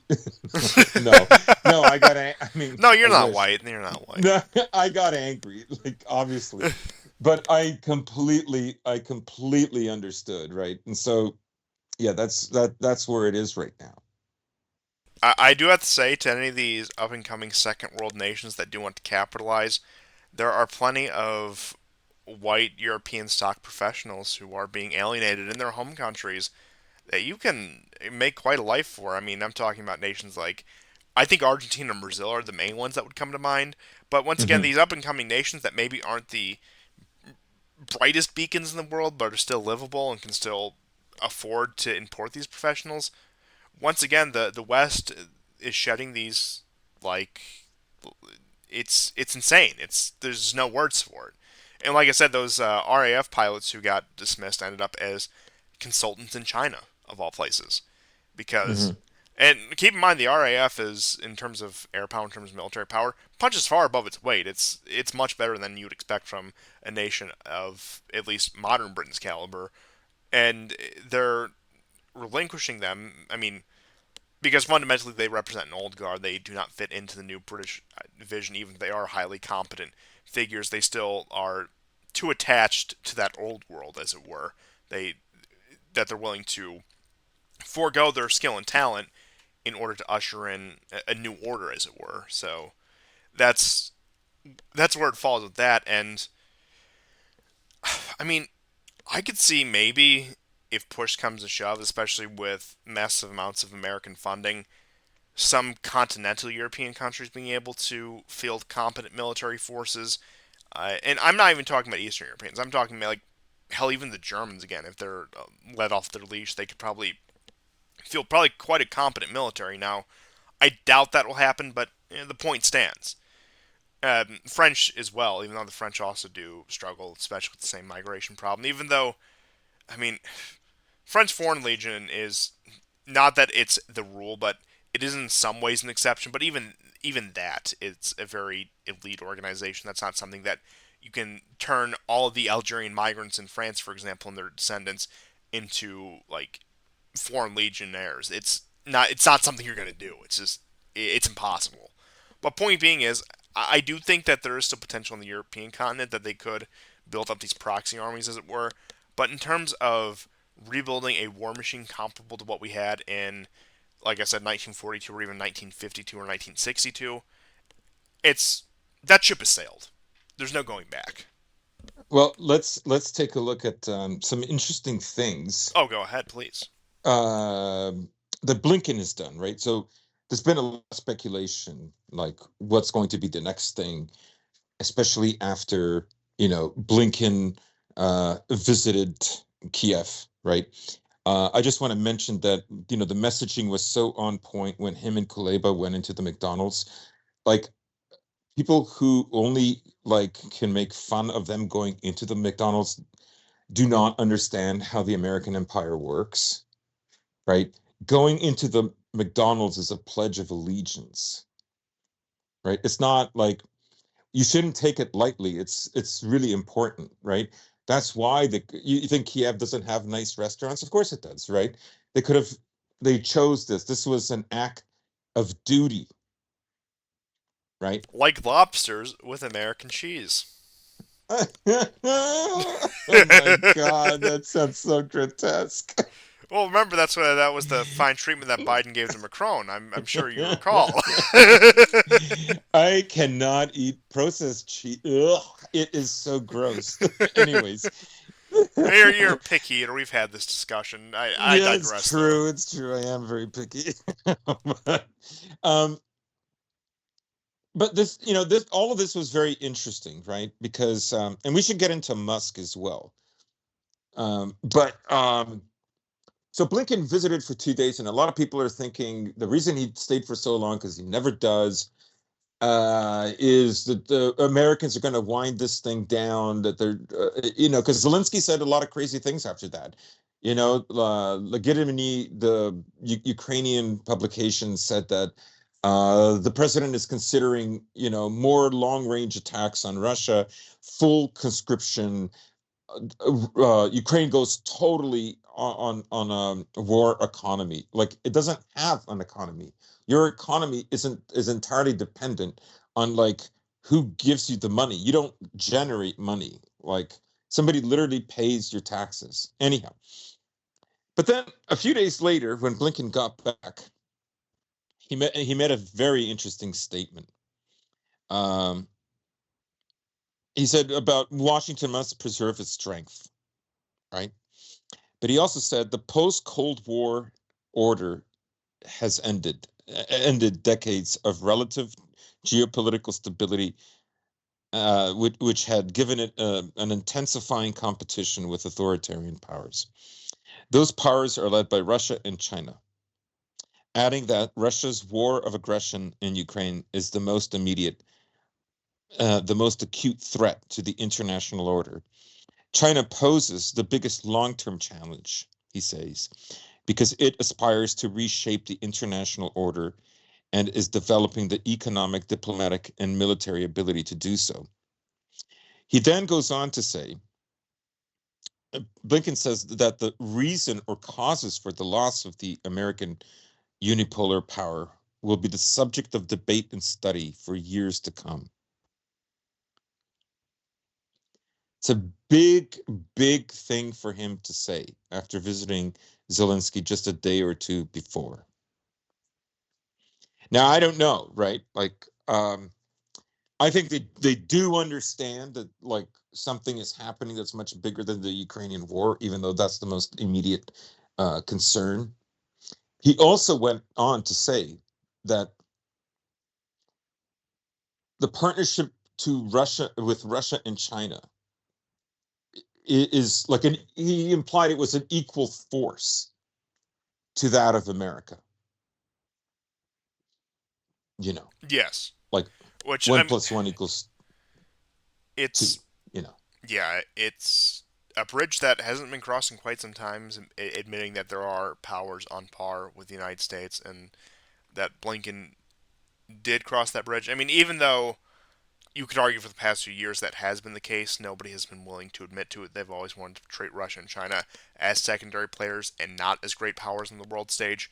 But it's generally shifting, and I would say that kind of rhetoric, as seriously as you take Blinken, would indicate that Washington is also looking for some sort of off ramp in this conflict. Because if it was just merely Russia needs to be put in its place because it's unruly secondary power, similar to what we may treat Iran like, for example, Mm-hmm. then that's not the kind of rhetoric you would use.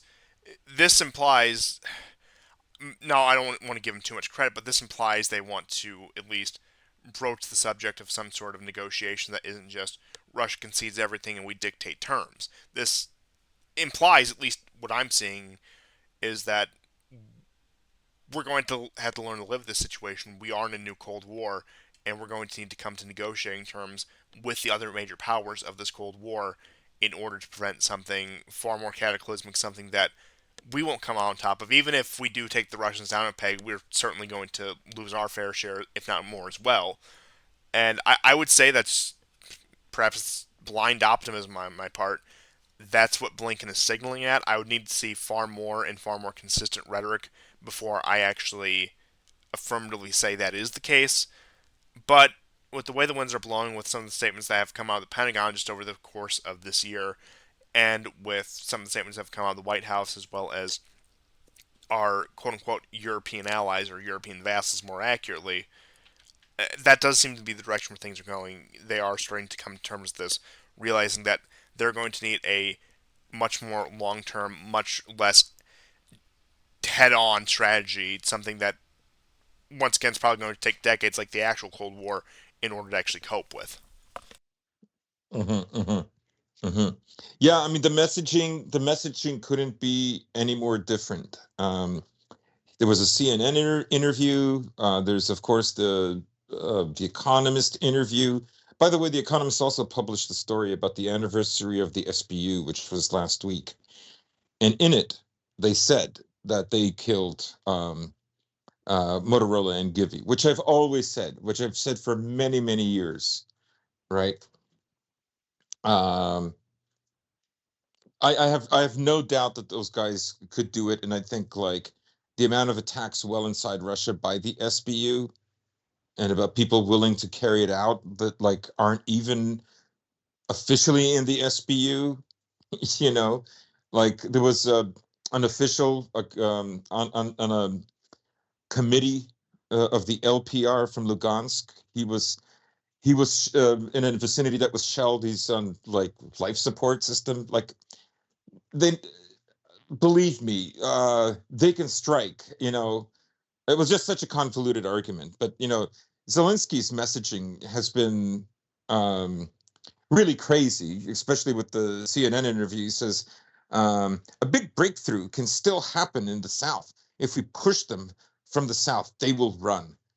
At the same time, he said if he had followed the Western advice to bring large forces into battle at once, Ukraine would have lost thousands. I mean, they do, anyways, but thousands in a day instead of thousands in 3 days, I guess is what he means. I'm willing to bet that the reason they didn't want to do that is maybe the Kharkov offensive. Remember when the Russians removed their army and all the was left was the some LPR units and the Razgovardia. There were Yeah. videos of Ukrainians getting bombed. They were in forests, walking like in huge numbers, and I don't know. I don't know. Maybe it's that. Anyhow, I find it interesting. He said that Zelensky, unlike the previous Yes summit in Kiev, where he was more optimistic, today says that the victory will not come tomorrow or the day after. Um, uh, Freezing hostilities will not mean peace. Putin wants to take over the entire country, to destroy all our houses and kill us. Again, he criticized the West for delaying deliveries.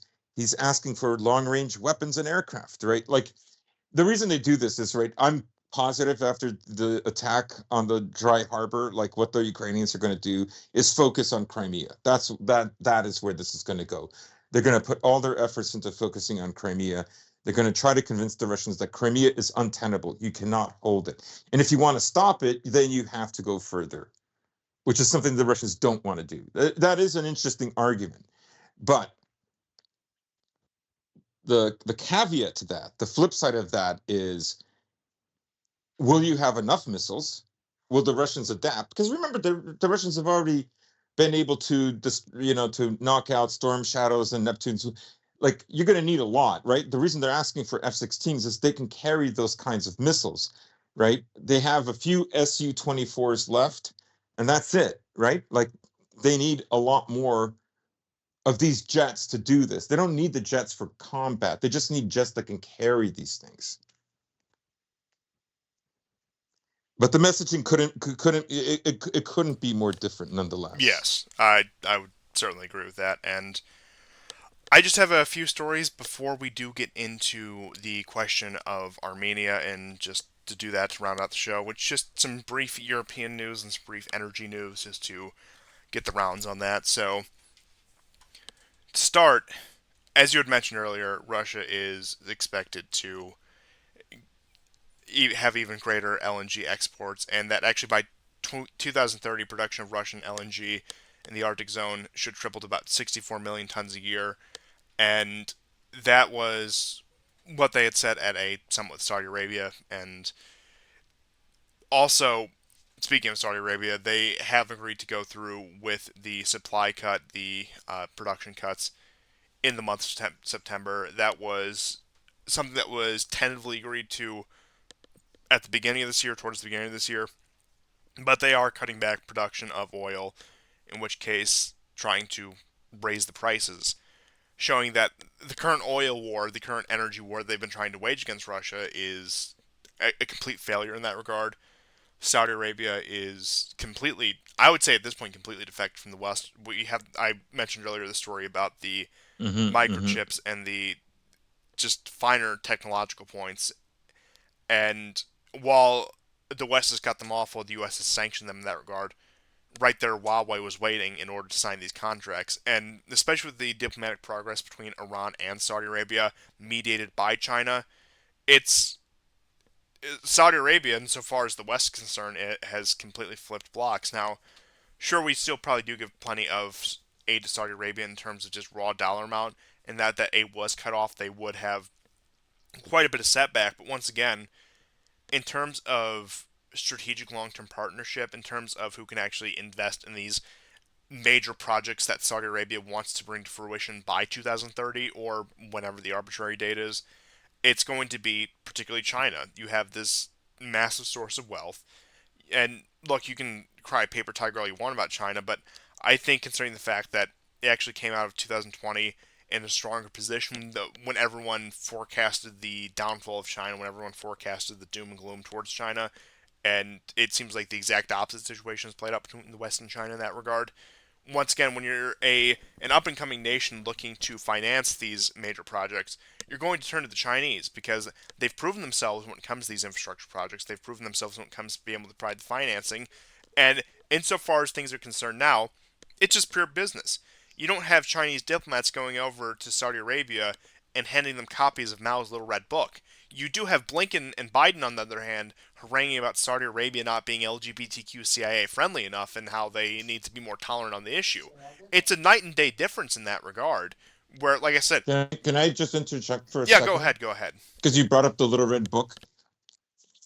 So BlackRock, Deloitte, and other companies working in China right now, um, they've been found that their auditing practices have been suspicious, and the Chinese government has actually enrolled them in courses on Jinping's uh, ideas and communism, communism in China. so, so actually, they are giving them the little red book.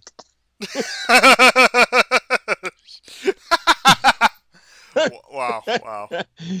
Yeah, and also Saudi Arabia has stopped the normalization meetings with Israel, Yeah, the and Abraham Accords Saudi have more or Arabia is less also the completely collapsed at this point. yeah, and Saudi Arabia is also the largest buyer of Russian wheat. Yes, yes. And I was actually just about to get into some of the grain deal stuff and just the agricultural situation in Europe before we do finish off with Armenia. So, with all that being said, you do have the extension of the embargo on Ukrainian agricultural products. Uh, Although the European Commission has balked on it, you still have individual states that have continued with it. Those in particular being the usual suspects: Slovakia, Bulgaria, actually Poland in this case. You'll recall that this is actually one of the major points of contentions between Poland and Ukraine at this time, is the source of agricultural products. And I believe that also included Romania as well, and certainly Hungary. And those are the main ones that have been the spearhead behind this. And like I said, even though the European Commission has loosened up on the issue because they want to concede more and more to Ukraine, it it's still becoming a point of contention to the point where it is harming small European economies on behalf of Ukraine. And we had a case also last September, September 2022, pivotal month, where they sent the stocks of contaminated grain from Ukraine into Slovakia in particular, but other Central and Eastern European nations as well. And on that note, Slovakia is actually poised to have an election on the 30th of September, which is about a week and a half from now, about 2 weeks from now, where Robert Fico, who is head of it's some sort of vaguely left wing populist party that is, I guess you could say, if you want to like just be really like ham fisted and tongue in cheek, the so called Nazbol Party of Slovakia. Even though that's putting on a bit thick. But point being is, uh, the legacy of the Socialist Party that just turned into uh, the economically left, socially somewhat conservative, reminiscent of the past party. FICO, who was in power before, uh, is poised to take power again if he's able to build a coalition and lead to that. Which, looking at the current polls out of Slovakia, it does appear that that will be the case. In which case, during his previous tenure as prime minister, he has shown that he does take a much more measured approach on Russia, and Slovakia just in general takes a much more measured approach on the question of Russia. So it does look like that you could potentially. I'm not going to compare it to Orban because I think Orban probably has the most level-headed approach in the entire European Union. But you are looking at something a bit more along those lines versus, say, what you may get out of Poland or the Baltic states or even some Western European states when it comes to just blanket opposition to Russia for no reason. Well, for obvious reasons, but no, let's just say, pragmatic reasons. So you do have that coming out of Slovakia, perhaps just another speed bump for the European Union because ultimately the European Union is going to have its way, but they can make the process much harder than it otherwise would be, especially with. And I know in the case of NATO, going back to that, where NATO has the unanimous consent rule in terms of admitting new members, that would be yet another veto they would have to get passed as if somebody like Fico is in power because I don't know what Fico would have done about Finland. I mean, hell, Orban actually supported the ascension of Finland. I know Sweden is also still a question that's up in the air with that. And I know there's some votes in the European Union that I think do require the unanimous consent as well. In which case, once again, I'm not going to pretend like Slovakia is some great power player here, but we do have the potential of another stumbling block with a leader who is decidedly against the establishment, at least on the question of Russian relations support for the Ukrainian war, in which case, even if that isn't too impressive, even if he doesn't have some great record, even if he's not another Orban, it still is nice to have yet another, like I said, speed bump there in order to prevent that situation because there's simply not enough voice of sanity in Europe, as it were. And although it does come from these secondary nations within the European context, it still is nice. Once again, I return to having those stumbling blocks because maybe they can stop something from going too extreme. You recall that it's actually been a combined effort of France and Hungary that has kept European nuclear power online because they haven't sanctioned Russian nuclear fuel and materials, which would just be a complete decimation, a complete destruction of Europe's domestic energy sources because they've already cut off the oil, they've already cut off the natural gas. They're keeping the nuclear online, but once again, look at where they're getting the technology and the fuel to support that. That's also from Russia, and especially with what's happening in West Africa right now, and you also do have a situation. I believe the Congo is also undergoing a, let's just say, state of turmoil, just as Africa's general instability. They're not the most reliant source of these. Not to mention when it comes to trade routes, it's much easier to get resources from Russia to continental Europe than from Africa to continental Europe. Unless that just so happens to be boats of migrants, in which case the Italians will just let them in, despite the fact that Maloney campaigned on that. But that's a story for a different day. I don't want to get too much caught up on that. That's aside the point here. But Mm-hmm. point being is there is still a concerted pushback on this. And on top of the grain, you do have Russia still being the world's largest wheat exporter for this season, as you had mentioned before.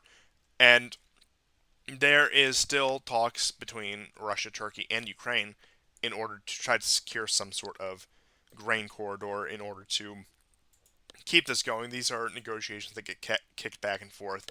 Russia, of course, in July did withdraw from the grain deal after it was shown the fact that it was not being upheld, it was not being honored, it was being used as a way to actually undermine their war effort while trying to, once again, have a reasonable solution to what could be an international crisis, but you had Ukraine and their Western handlers take advantage of that. Now, I'm sure, yes, you could find cases of the Russians taking advantage of that, but they're the ones trying to export their wheat. They're the ones trying to get on the international market.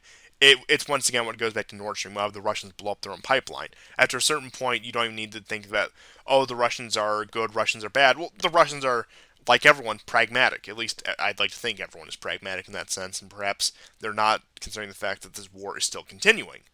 But I'm getting too lost in the weeds on that. And I think the next big story that we have to get into right now is Mm-hmm. the question of Armenia because Yep. there has been seismic shifts in Armenia. I don't think Yeah. there's really any other way to put that. So that starts with the agreed military drills with the U.S. So the U.S. is actually going to be moving forces into the Caucasus to conduct joint military drills with Armenia as tensions are renewed with Azerbaijan over the situation of Nagorno Karabakh, or Artsakh as the Armenians call it. And as that has continued, virtually everyone, barring the Iranians, have cut the Armenians off. And I'm not saying that Armenia, because of its leadership, is some sort of just outcast nation that nobody has gave a damn about it. When there have been plenty of extensions of help. And I'm referring particularly to the relationship between Russia and the CSTO, where Armenia, time and time again, since 1992, and that's not even getting into its current revolution government under Pashinyan, has affirmed that Artsakh, where its Armenian co-ethnics are, these people they claim to care about, are under the legal territory of Azerbaijan. And that as part of the 1992 agreements, they didn't push further. They could have pushed further, but they let these people high and dry in a foreign country in a conflict that was bound to reignite. Lo and behold, it did. So the contention of the Russians is, as much as we'd love to help the situation, we can't do this because the Armenians themselves have conceded that Artsakh belongs to the Azeris. And like I said, I have no sympathy for Azerbaijan in this case.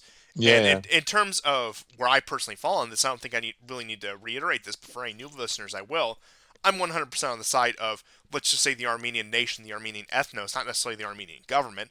I think Artsakh is rightfully their territory. They are ethnic Armenians. I'm going to support them over a struggle with the Azeris and, by extension, the Turks. But point being is, and this is the argument of Russia coming out of the Russian Foreign Ministry. Well, we can't support this fight. We cannot support Armenia in this fight because of its allies, or the Armenian people, like more so because its own government won't, and we have no grounds to stand on in the international stage to push for the Artsakh movement when the Armenian state has conceded them to Azerbaijan. So in which case, once again, and I mean this goes way before Pashinyan, so you can't lay all the blame on him, but he's exasperated the situation. You have these Armenians, once again, this ethnic population trapped within a hostile foreign state that fundamentally nobody can do anything about because their representative state, their state full of their co-ethnics, also won't touch the issue. And you've actually had the Syrians and the Iranians in particular, have done more on this issue than anyone else. And I mean, because it's not like they have much reputation to defend on the quote unquote international stage. They are pariah states insofar as the Western definition is concerned. But the Iranians, of course, do have their outstanding issues with Azerbaijan, especially concerning Azerbaijan's warm relationship with Israel. So they have been saber rattling on that front, trying to get the Azeris to back down and trying to open up the blockades, the humanitarian corridors were, once again, situations somewhat reminiscent in Ukraine. I'm not going to make a one-for-one comparison here. I don't necessarily like to do that too much. But and then once again, you also had Turkey make the same argument. So Armenia finds itself in a position where it's co-ethnics in this territory that it's not really it waffles on back and forth whether it's Armenian land, whether it's Azeri land with an Armenian ethnic population, where it's taken a very ambiguous position by the fact that, once again, they have the Azeris rooted in 1992. They could have demanded far more intensive peace terms in 92, but they failed to. And we're seeing the consequences of that. They didn't push for any sort of population repatriation when they certainly had the chance diplomatically for the, let's say, 28 years in between the two wars. And I mean, we're looking at actually 31 years between the first war and the current situation. And these people, once again, have been left high and dry. And fundamentally, that falls on the shoulders, I would say, the Armenian government, to reiterate, and Pashinyan in particular, because there's no avenue of helping these people without the Armenian state greenlighting that. And the Armenian state is so compromised at this point, there's no way around it. And even after all of this, Armenia is still pussyfooting around and says that it's not even interested in NATO membership. I mean, perhaps that's one of those things where they don't know that NATO won't admit them, so they don't even bother. But it's you have also the impotent attempts of the French to try to be some sort of leader in the region, which for some reason they think that a European power in this day and age, a lot of Armenians, especially among the elite, think that this is going to be the force that bails them out, while once again rejecting help from Russia. Look, I'll put it this way. I'm not saying everyone is acting in their rational self-interest, at least in this scenario, I believe. And I'm not saying that Russians have any sort of fraternal relationship with the Armenians. I know there is some history when it comes to the wars in the Caucasus in the 17th, 18th centuries, 18th century actually more so. But even just pragmatically speaking, looking at this from the position of Yerevan, you have right now a Turkish aligned state that is using these Turkish innovations of warfare that they learned from their proxies in Syria to assail you and to assail this territory that you sometimes claim is yours, other times claim it is not yours. And then you have the Russians in 2018 come to you after this color revolution, still at this point offering to integrate air defenses, offering to run military drills with you, rejecting the country that has primarily been fighting this proxy war with Turkey, learning how to repel these attacks. Because you recall that the drone wars between Russia and Turkey in Syria from about 2016 to 2019, very intense stuff there. But you have the Armenians even still reject that, and like I said, I think there's very pragmatic reasons for, even if they don't have the warmest feeling towards the Russians, to still accept that aid. And now you have them disappearing Russian journalists and quote unquote pro-Russian figures in Armenia. And this is all under Pashinyan, who for some reason thinks Yep. that he can reasonably align the country with the West. I mean, look, I know the relationship between Turkey and NATO right now is not the best. In fact, it's quite adversarial. But once again, Turkey still is a founding member of NATO and a country vital in strategy, and a country that is also known to have very fickle loyalties when it comes to these sort of things, and could very easily find itself in the Western camp. In which case, look, if the Armenians are standing in the way of some Turkish project, whatever, at that point, the West might concede them. At worst, Armenia is just a bludgeon that they can use against them in terms of negotiation. And that's no way for a state, especially in such a precarious situation as Armenia. You look at its size, you look at its geography, that they are not in the position to be Hmm. playing these games, and to once again align themselves with the French is insane. It's or to try to think Well, I that they mean, can align themselves with NATO and the U.S. And of course, the U.S. is trying to foment chaos in the Caucasus in order to divert Russian attention from this war. I think it's been clear from the beginning. But once again, the logic within the Armenian leadership, the Color Revolution Armenian leadership, I would say it's, barring Ukraine, the most self-destructive color revolution government since they began doing color revolutions in the early 2000s. yeah. I mean, we should inform people that the Azerbaijanians are also in negotiations with the Americans. Louis Bono was his name, who's visiting the Azerbaijani foreign minister Yehun Bayramov. Uh, as we said, like off air, I mean, Pashinyan had like, I don't know, a bit of a deal where he could hold on to Nagorno-Karabakh if he allowed free movement. What is America offering? Free movement, right? So he pretended that he really, really, really wanted to have Nagorno-Karabakh, and Putin was weak and couldn't give it to him, even though that would go against prior agreements, right? Which Putin addressed actually while he was in Vladivostok this week. Um, so all this is like a kind of a shell game, geopolitically speaking, where America does what Russia was trying to do, which are Azerbaijan and Armenia are suddenly friends, right? Or will be made friends. Pashinyan can blame everything on Nagorno-Karabakh on the Russians, right? And the Americans, who are in the middle of doing military exercises with Armenia, right, will implant themselves there. There, in fact, an office for the EU has opened up, right? So America will become the savior of this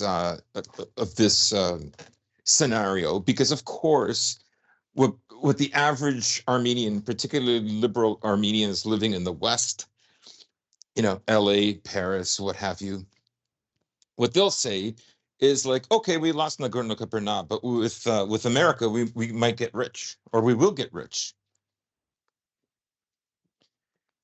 and that'll be that. That'll be the end of it.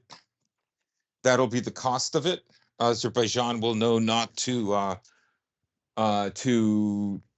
because there will be no Nagorno-Karabakh, but at the same time, America's presence there will be such that neither the Armenians or the Azerbaijanis will have to deal with this anymore. They'll implant themselves. The Russians will leave, and you know, a potential second front. It won't be a second front. It'll be kind of like a diplomatic win for the West in the same way of Finland's entry into NATO, right? Because even America cannot reconcile Azerbaijan and Armenia. They cannot do it, right? So the other reason I think this is happening is Iran, right? Iran is definitely a supporter of Armenia, and there was even an Israeli rabbi who condemned Iran um, for its support of Armenia, because of course Azerbaijan has strong ties with Israel, and for that matter, so does Turkey. Turkey plays like they don't, but they do. All that gas, oil that they used to siphon off, they gave Well, that I to I think we Israel. have to remember that Israel itself is also a Turkic state, as it's primarily made up of Ashkenazim. The Ashkenaz. It's just look. It's just ethnic solidarity after a certain point. Yeah, yeah, yeah. I kid, but I don't. Uh, so, so I think that's what's going to happen. This will be a diplomatic win for America. The empire grows. Um, but how can I put it? To some extent, it was a fake conflict, right? Because Pashinyan back in 2019 got rid of a lot of the very patriotic generals for Armenia, and Oh, I and then remember in 2020, yeah, after the peace agreement, they were calling for his overthrow. I remember that when it comes to a lot of yeah, the generals from that. And may I also point out that within Putin's inner circle, there is a very prominent Armenian. Now, I know you know who it is. I know who it is. But I'll leave it to the yeah, audience. I'll give you 10 seconds here to guess. Put your guesses in the chat, comments, wherever. Uh, and I'll reveal yeah. the answer after 10 seconds here. So we're counting down on this. I'm guessing 50% of our audience knows. And I hope all your guesses are in. That is Sergei Lavrov, the Russian That's right. foreign minister, is half Armenian on his mother's side. No, father's side. Excuse me. Um, he actually used his mother's last He name changed the last name. for political expediency. But point being is, he's of half Armenian stock. So certainly he has an interest in this conflict, much as anyone else. And once again, a pragmatic Armenian state would realize the fact that you have an Armenian whispering in Putin's ear every day. They could have gone so much Yeah, further with this. yeah, yeah, yeah. This was a kind of a, a well orchestrated wag the dog, tail wagging the dog conflict. Really, when you look back in retrospect, because what was all this for? What was the humiliating defeat in 2020 about? Um, they killed like hundreds of civilians and hundreds of Armenian soldiers. Like people have seen the kind of stuff. I mean, we've seen it. I bet some of our listeners have seen of what they did to some of the prisoners, right? No different than like what the Ukrainians have done um, with the prisoners. Except I think the Azerbaijanis tend to kill them more quickly. But um, yeah, so it's a diplomatic win, and this probably has something to do with a potential pipeline, because we discussed on other shows last year about the pipeline that goes from Azerbaijan across the Caspian towards China. Right, China is normalizing its relationship with Afghanistan. There was a diplomatic entourage that arrived there. They made all kinds of statements. There was an article in the Times about how um, the Al Qaeda is non-existent in in um, in Afghanistan now, and that ISIS-K is also greatly reduced. It remains the Once number again, one what's the concern. K stand for? I still have yet to get an answer after 2 years. Khorasan, I think it's Khorasan. Oh, It's a oh, region called Khorasan.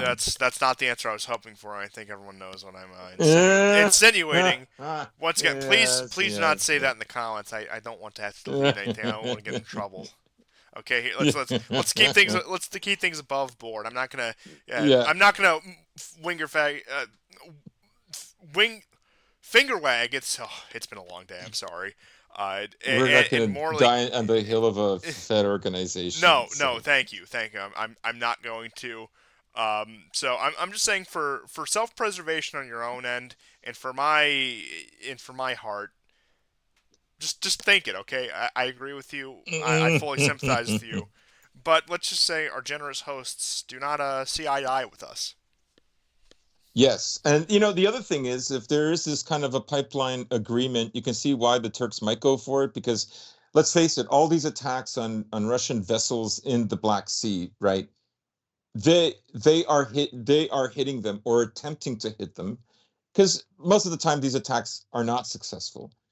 But nonetheless, the reason they're doing it is because those ships are there guarding um, the Turkish stream. There are two pipelines, the Turkish stream and the Blue Stream. One of them goes into Bulgaria, I believe. Um, and that's what, as Ukraine becomes more desperate, right, they will rely on the idea that, okay, if we just totally cut Russia off economically, then we have a chance, right? Like every weapon at their disposal has to be used. And that's why they're spending so much time. Like, that's why they have like, crazy ideas of like sending 20, 25 guys on little boats all the way across the Black Sea, right? And get mowed down in order to look like they're projecting like a lot of power. Now, a lot of that power is legitimate because storm shadows obviously aren't a joke. And they can stress the Russian anti-air force system, obviously, right? Those systems aren't on all the time.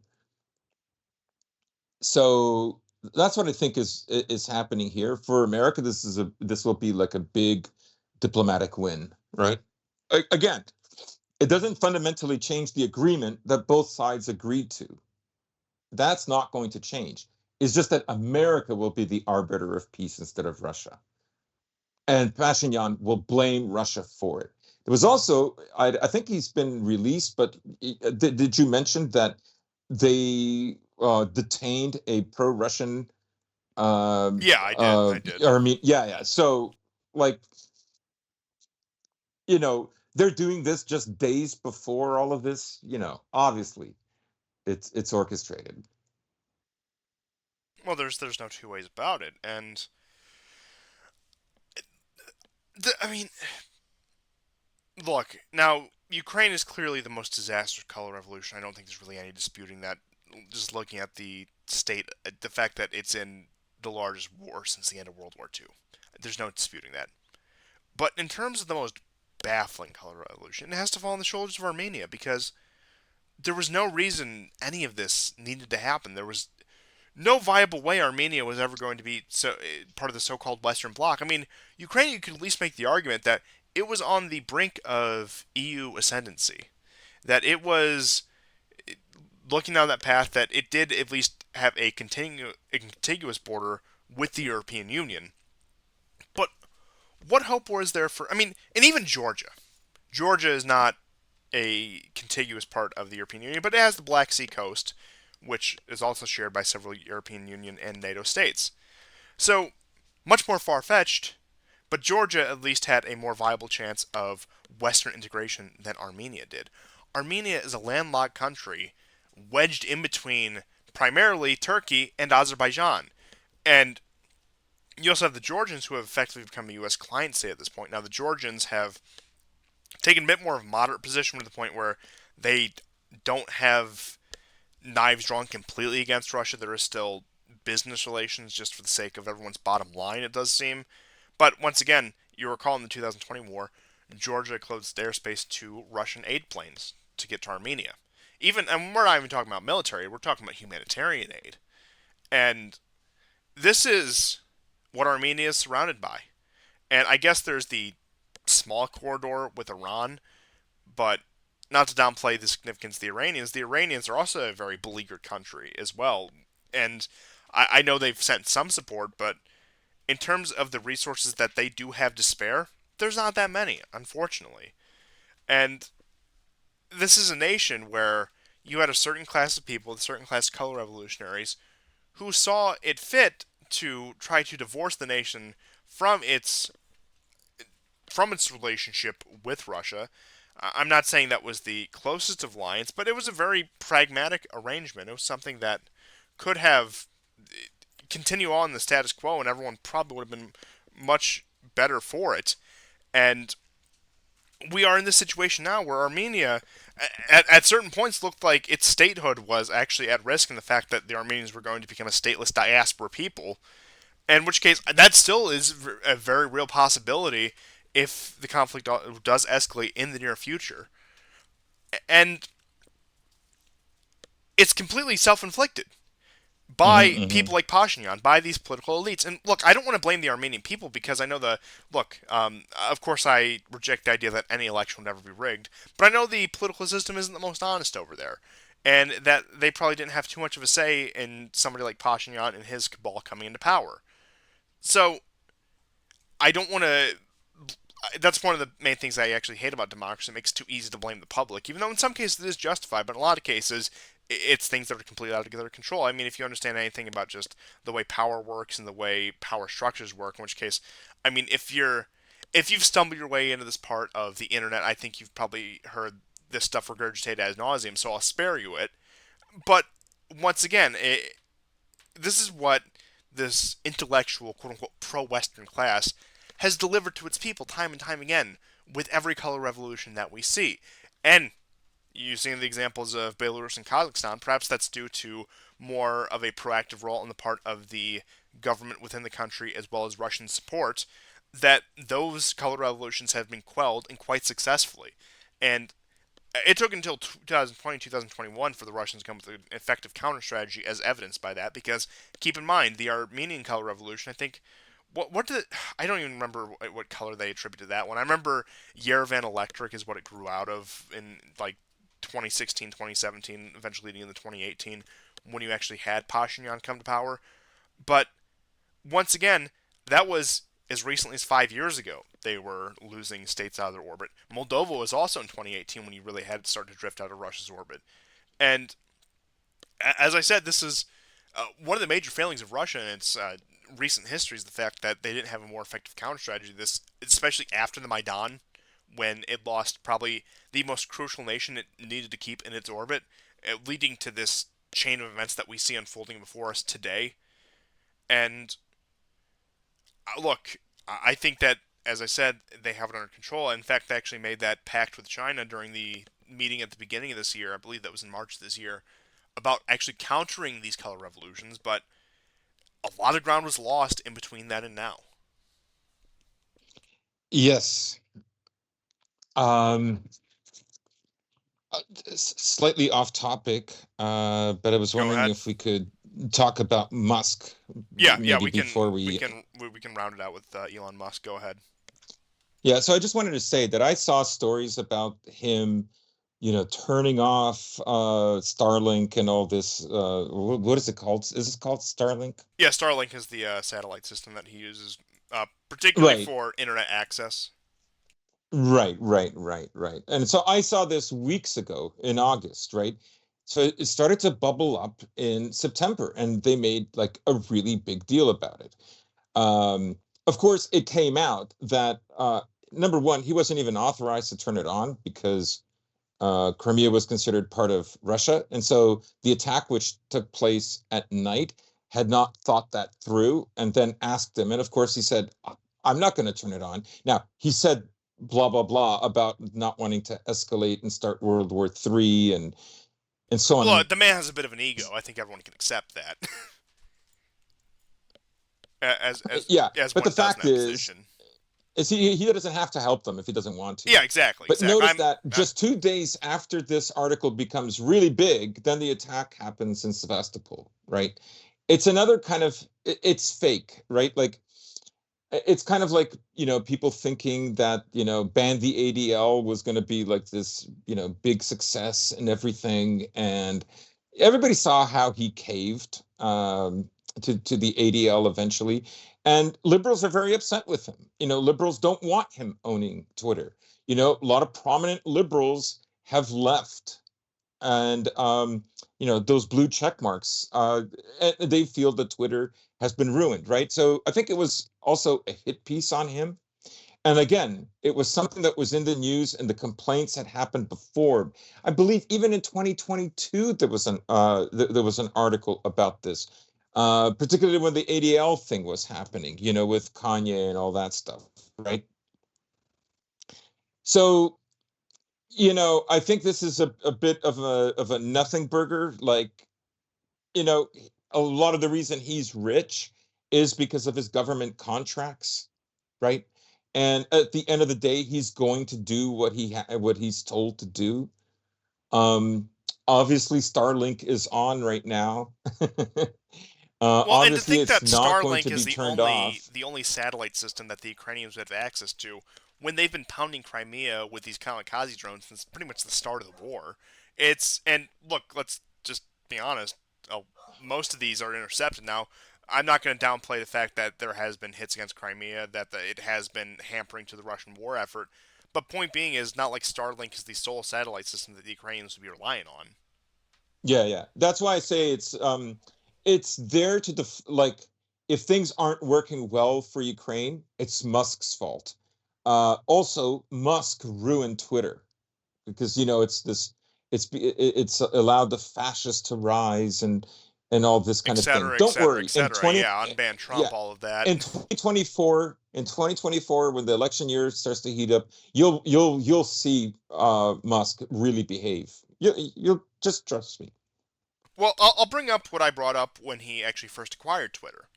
Regulatory laws in the United States are not enforced out of the interest of keeping a fair business market and actually enforcing some sort of justice in this country. Regulation laws and prosecutions for that exist as a punishment for the elites, the rich men who step out of line. For example, somebody like Elon Musk. So if he keeps up his game, of course they can't throw him in jail for running Twitter, or they can't fine him for running Twitter this way. But what they can do is they can look at all these various companies that he runs, many of which do have some dubious practices, as do all major companies, and they can say, hey, we're going to press you on this regulatory issue. We're going to press you on this violation of workers' rights or this violation of environmental code, whatever. Things that other businesses get away with because they toe the line. But once again, Mhm. the purpose of these regulations is not to actually improve the economy or improve society. They are a threat against anyone who would dare step out of line. It's like you can violate all the business practices you want, just don't be too flagrant about it and just go along with the state ideology. Well, guess what? Musk seems to be violating both of those. In which case, if he does not start quote unquote behaving according to the regime, I could very reasonably see them dragging him through court. Not, and I'm not even talking about he lands in prison or anything, but just like once again wasting his time, wealth, and resources fighting these legal battles over, admittedly, all the regulations he has violated over the years. Yeah, yeah. Um, I suppose the other bit of news I should mention is the gas hub deal between Russia and Turkey. I mean, this tremendous. I'll send you a photo just so people understand what these what the basic pipelines there are like in the region. Okay, it went through. Okay, I'll go ahead and get that up on the screen for you. Ignore the background co-host if you can hear them. Unfortunately, let's just say I it just ignore them, please. I'm sure they're pleased to be guests on the show as always. But I'll go ahead and get this pipeline image up. But yes, that's. I think I'll let the image speak for itself once I get it up in terms of the network that's being Yeah, constructed here. And this, as you said, is part of the gas hub deal that they were negotiating with the Russians at the end of last year, beginning of this year, in which case really is an energy hub. I mean, taking full advantage of its geography, as you can see right here, in which case that gives Turkey yet another lever of power that they can exercise over its neighbors, much like they did with the migration. And you'll notice actually one of those pipelines runs from into Ukraine, though, or actually from yeah. Ukraine, I suppose. But either way, it branches off. Hmm. You see, it goes to Bulgaria, Romania, etc.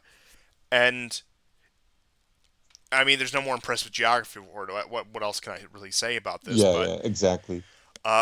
this is why you have somebody like Erdogan, and probably even if he were to be succeeded by somebody else, somebody who can very wisely play the cards of the geography, regardless of what you think is Turkey as a nation. Because I certainly have my uh, I have my fair share to say about Turkey. Let's put it that way. But just looking completely objectively at this, that's what we're looking at. And you brought up a few more images, which I will end the show out with in terms of just looking at the networks that we have here. And I mean, remember it was Pat Buchanan, and with how prescient he time and time again proves to be, said that the next major war would be over pipelines. And I mean, perhaps that's not too astute of an observation, but nobody else was saying it, so all credit where credit is due when it comes to that. Because once again, it's the next pragmatic thing to fight over. I mean, we've had pipelines for decades now, but in terms of actually establishment and fighting over territory, in which case where they would be established. But once again, we have the this is actually more so the trade routes for the Belt and Road Initiative. You'll see Right. the So orange. the origin one is what Biden said. So just to backtrack a little bit, the big G20 meeting happened. Zelensky wasn't invited. Nobody condemned Russia. The wording was very different than last year. They regretted that there was a war, but there was no Russia started, it's Russia's fault, Russia has to leave. That didn't happen. There were lots of articles in the West, in the US and in Europe and Britain, saying that, yeah, it was a failure. However, uh, Biden ended up going to India, and India is working on this corridor. Now, the corridor, it already exists, right? But I guess what India is saying is I'm going to increase even more trade because as far as I understand, the railroad from I believe it's United Arab Emirates or Bahrain, um, there's a port there, so India would deliver its goods to that port in the Persian Gulf, Oh, I saw. Yeah, and then I'll pull up that map. I saw the graphic of that with what Biden had yes, proposed, and the 3D rendering they had of it was just absurd. With the boat they had that just turned into a train and yeah, then turned back into a boat when it got all the way to Germany, and that this is the alternative that they have to the, um, let's just say, Chinese and to an extent Russian domination of yeah, trade routes in the and region, as it and were. they're right, and they're doing it because of the impact of the BRICS meeting. So Egypt is going to be in BRICS, Ethiopia is going to be in BRICS, right?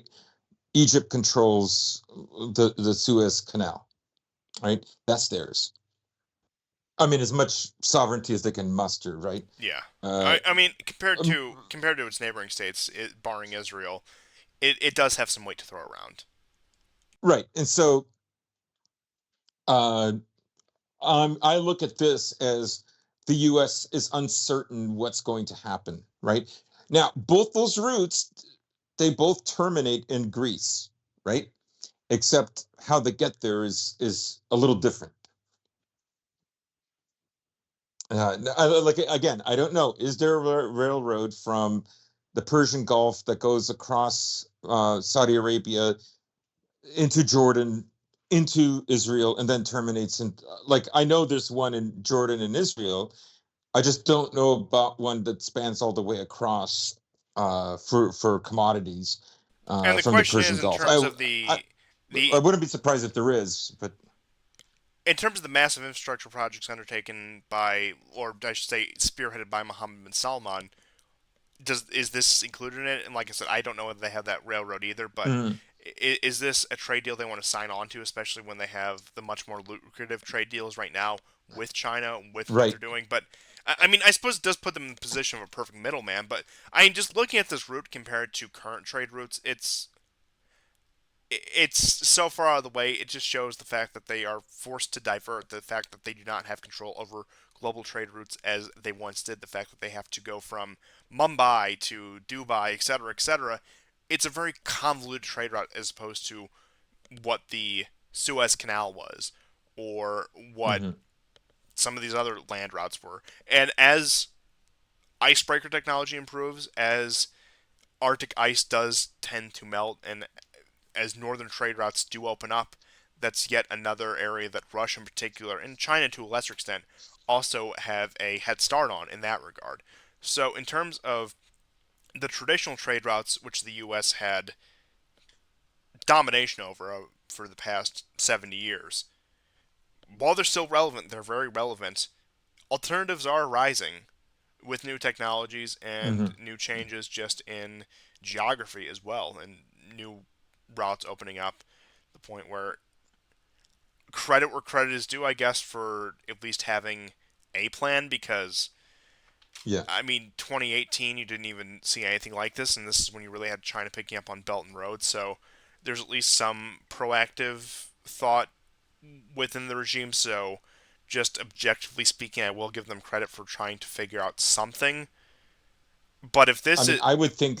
but if Go this ahead. is their alternative, if this is their counteroffer, that's just sad. Right, but they don't have much of a choice. I would say this though, that Saudi Arabia can play with this because not only have they stopped normalization talks with Israel, and of course, oil is back up to $100 a barrel. It's primarily Saudi Arabia and Russia that orchestrate that. Prices have jumped 30% since June in most Western countries. It's gone up here as well. I would say it's 20 cents, 25 cents more expensive now per liter than before. Liters a lot That's less than a brutal. gallon, by That's the way. brutal. So the other thing too is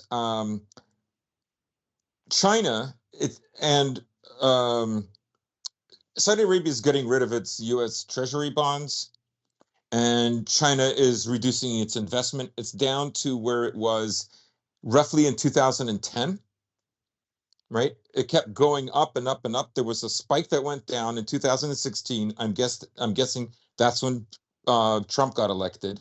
Then it went shot right back up, and then since 2018, since 2019, it started going down. Of course, by 2020, it started to plummet. You can tell that reads like current geopolitical events, right? Absolutely. Them establishing stronger ties with Russia.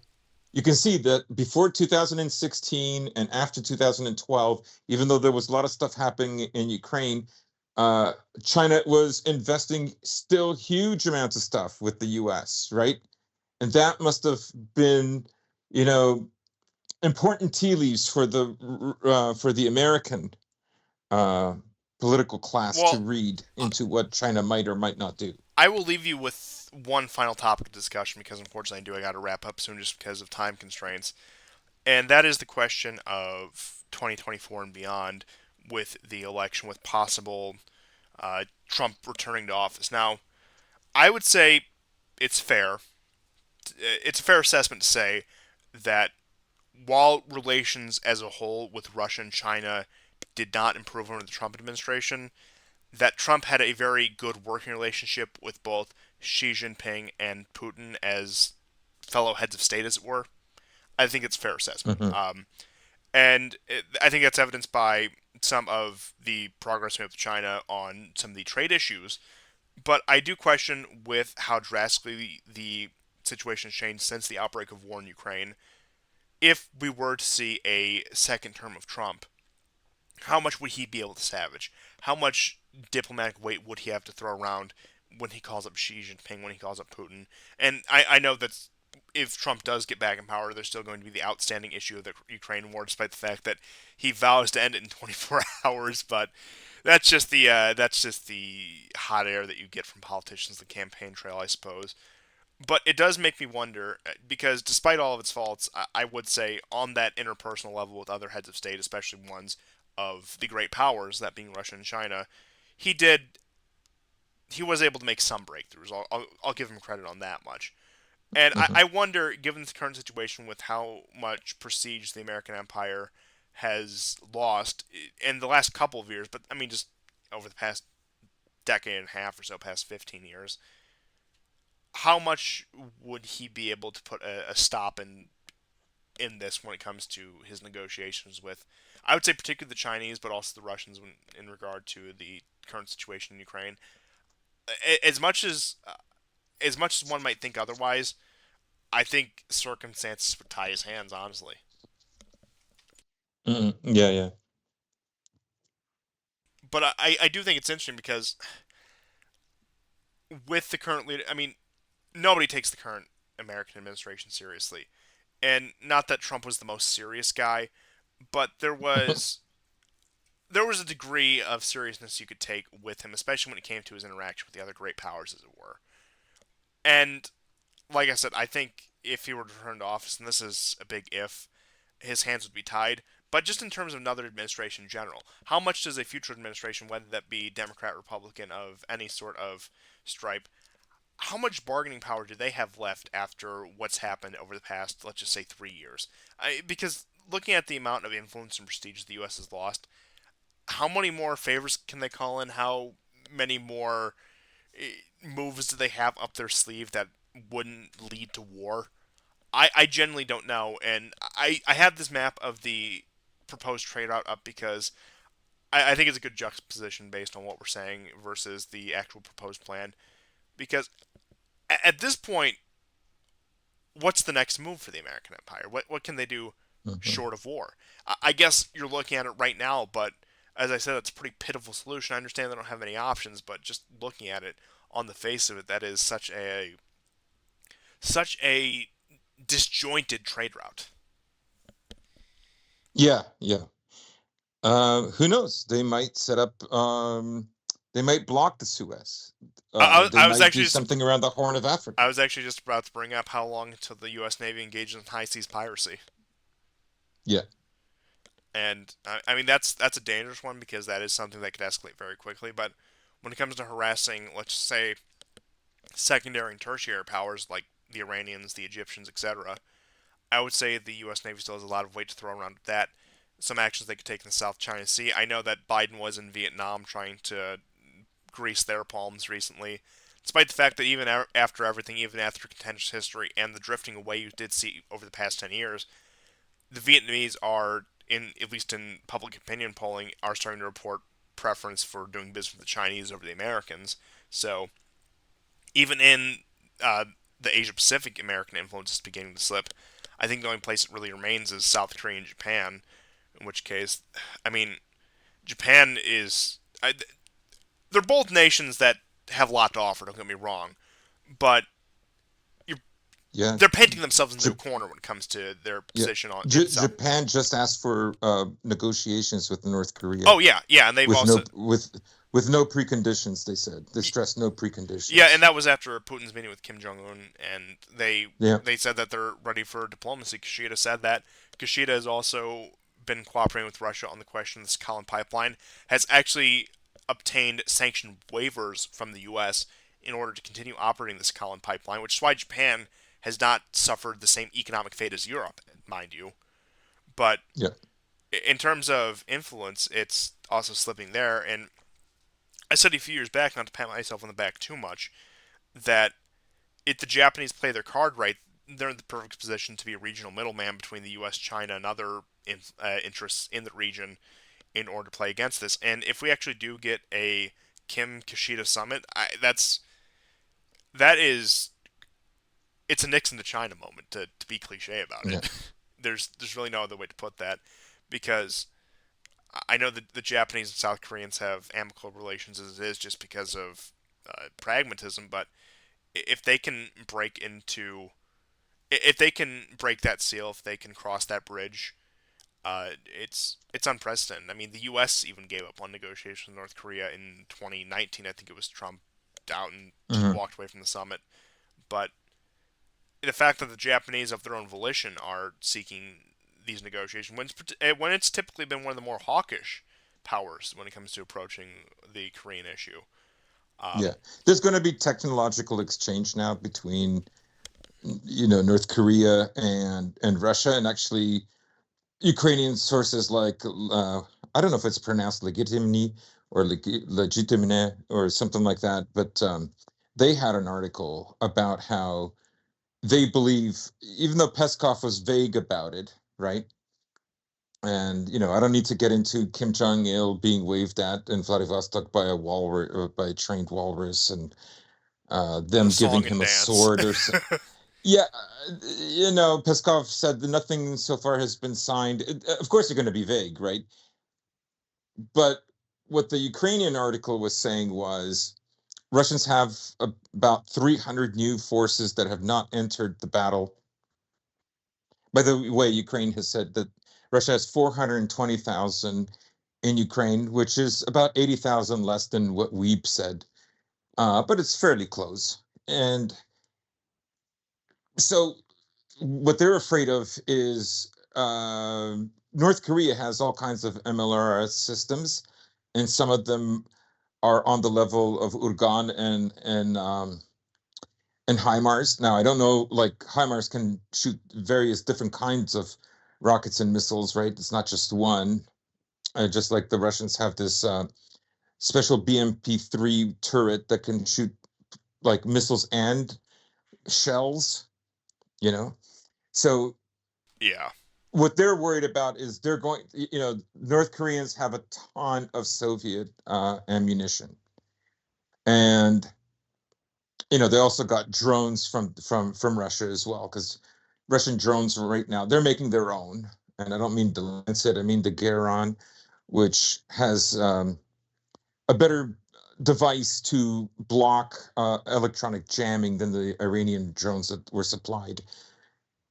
In any case, that's what they're afraid of. That because I've always said, why don't they launch? Why don't they launch like they've got? And you have to ask, well, do they even have enough armaments for 300,000? What are you going to do? Send them in with just shovels, right? So, Hey, it worked in Bakhmut. yeah, But what else can you really say about that? And I mean, all I can really say about your statement is I think you put it very concisely. But unfortunately, that is all the time I do have for today. We yep, had just crossed the 3 hour mark, so a very extensive episode to catch us up after being gone for almost 2 weeks. Thank you for bearing with us once again. We'll try to be a little more consistent with the next upload. But I hope you all enjoyed this episode of the War Report. We'll see you guys next time, and goodbye. goodbye and take care.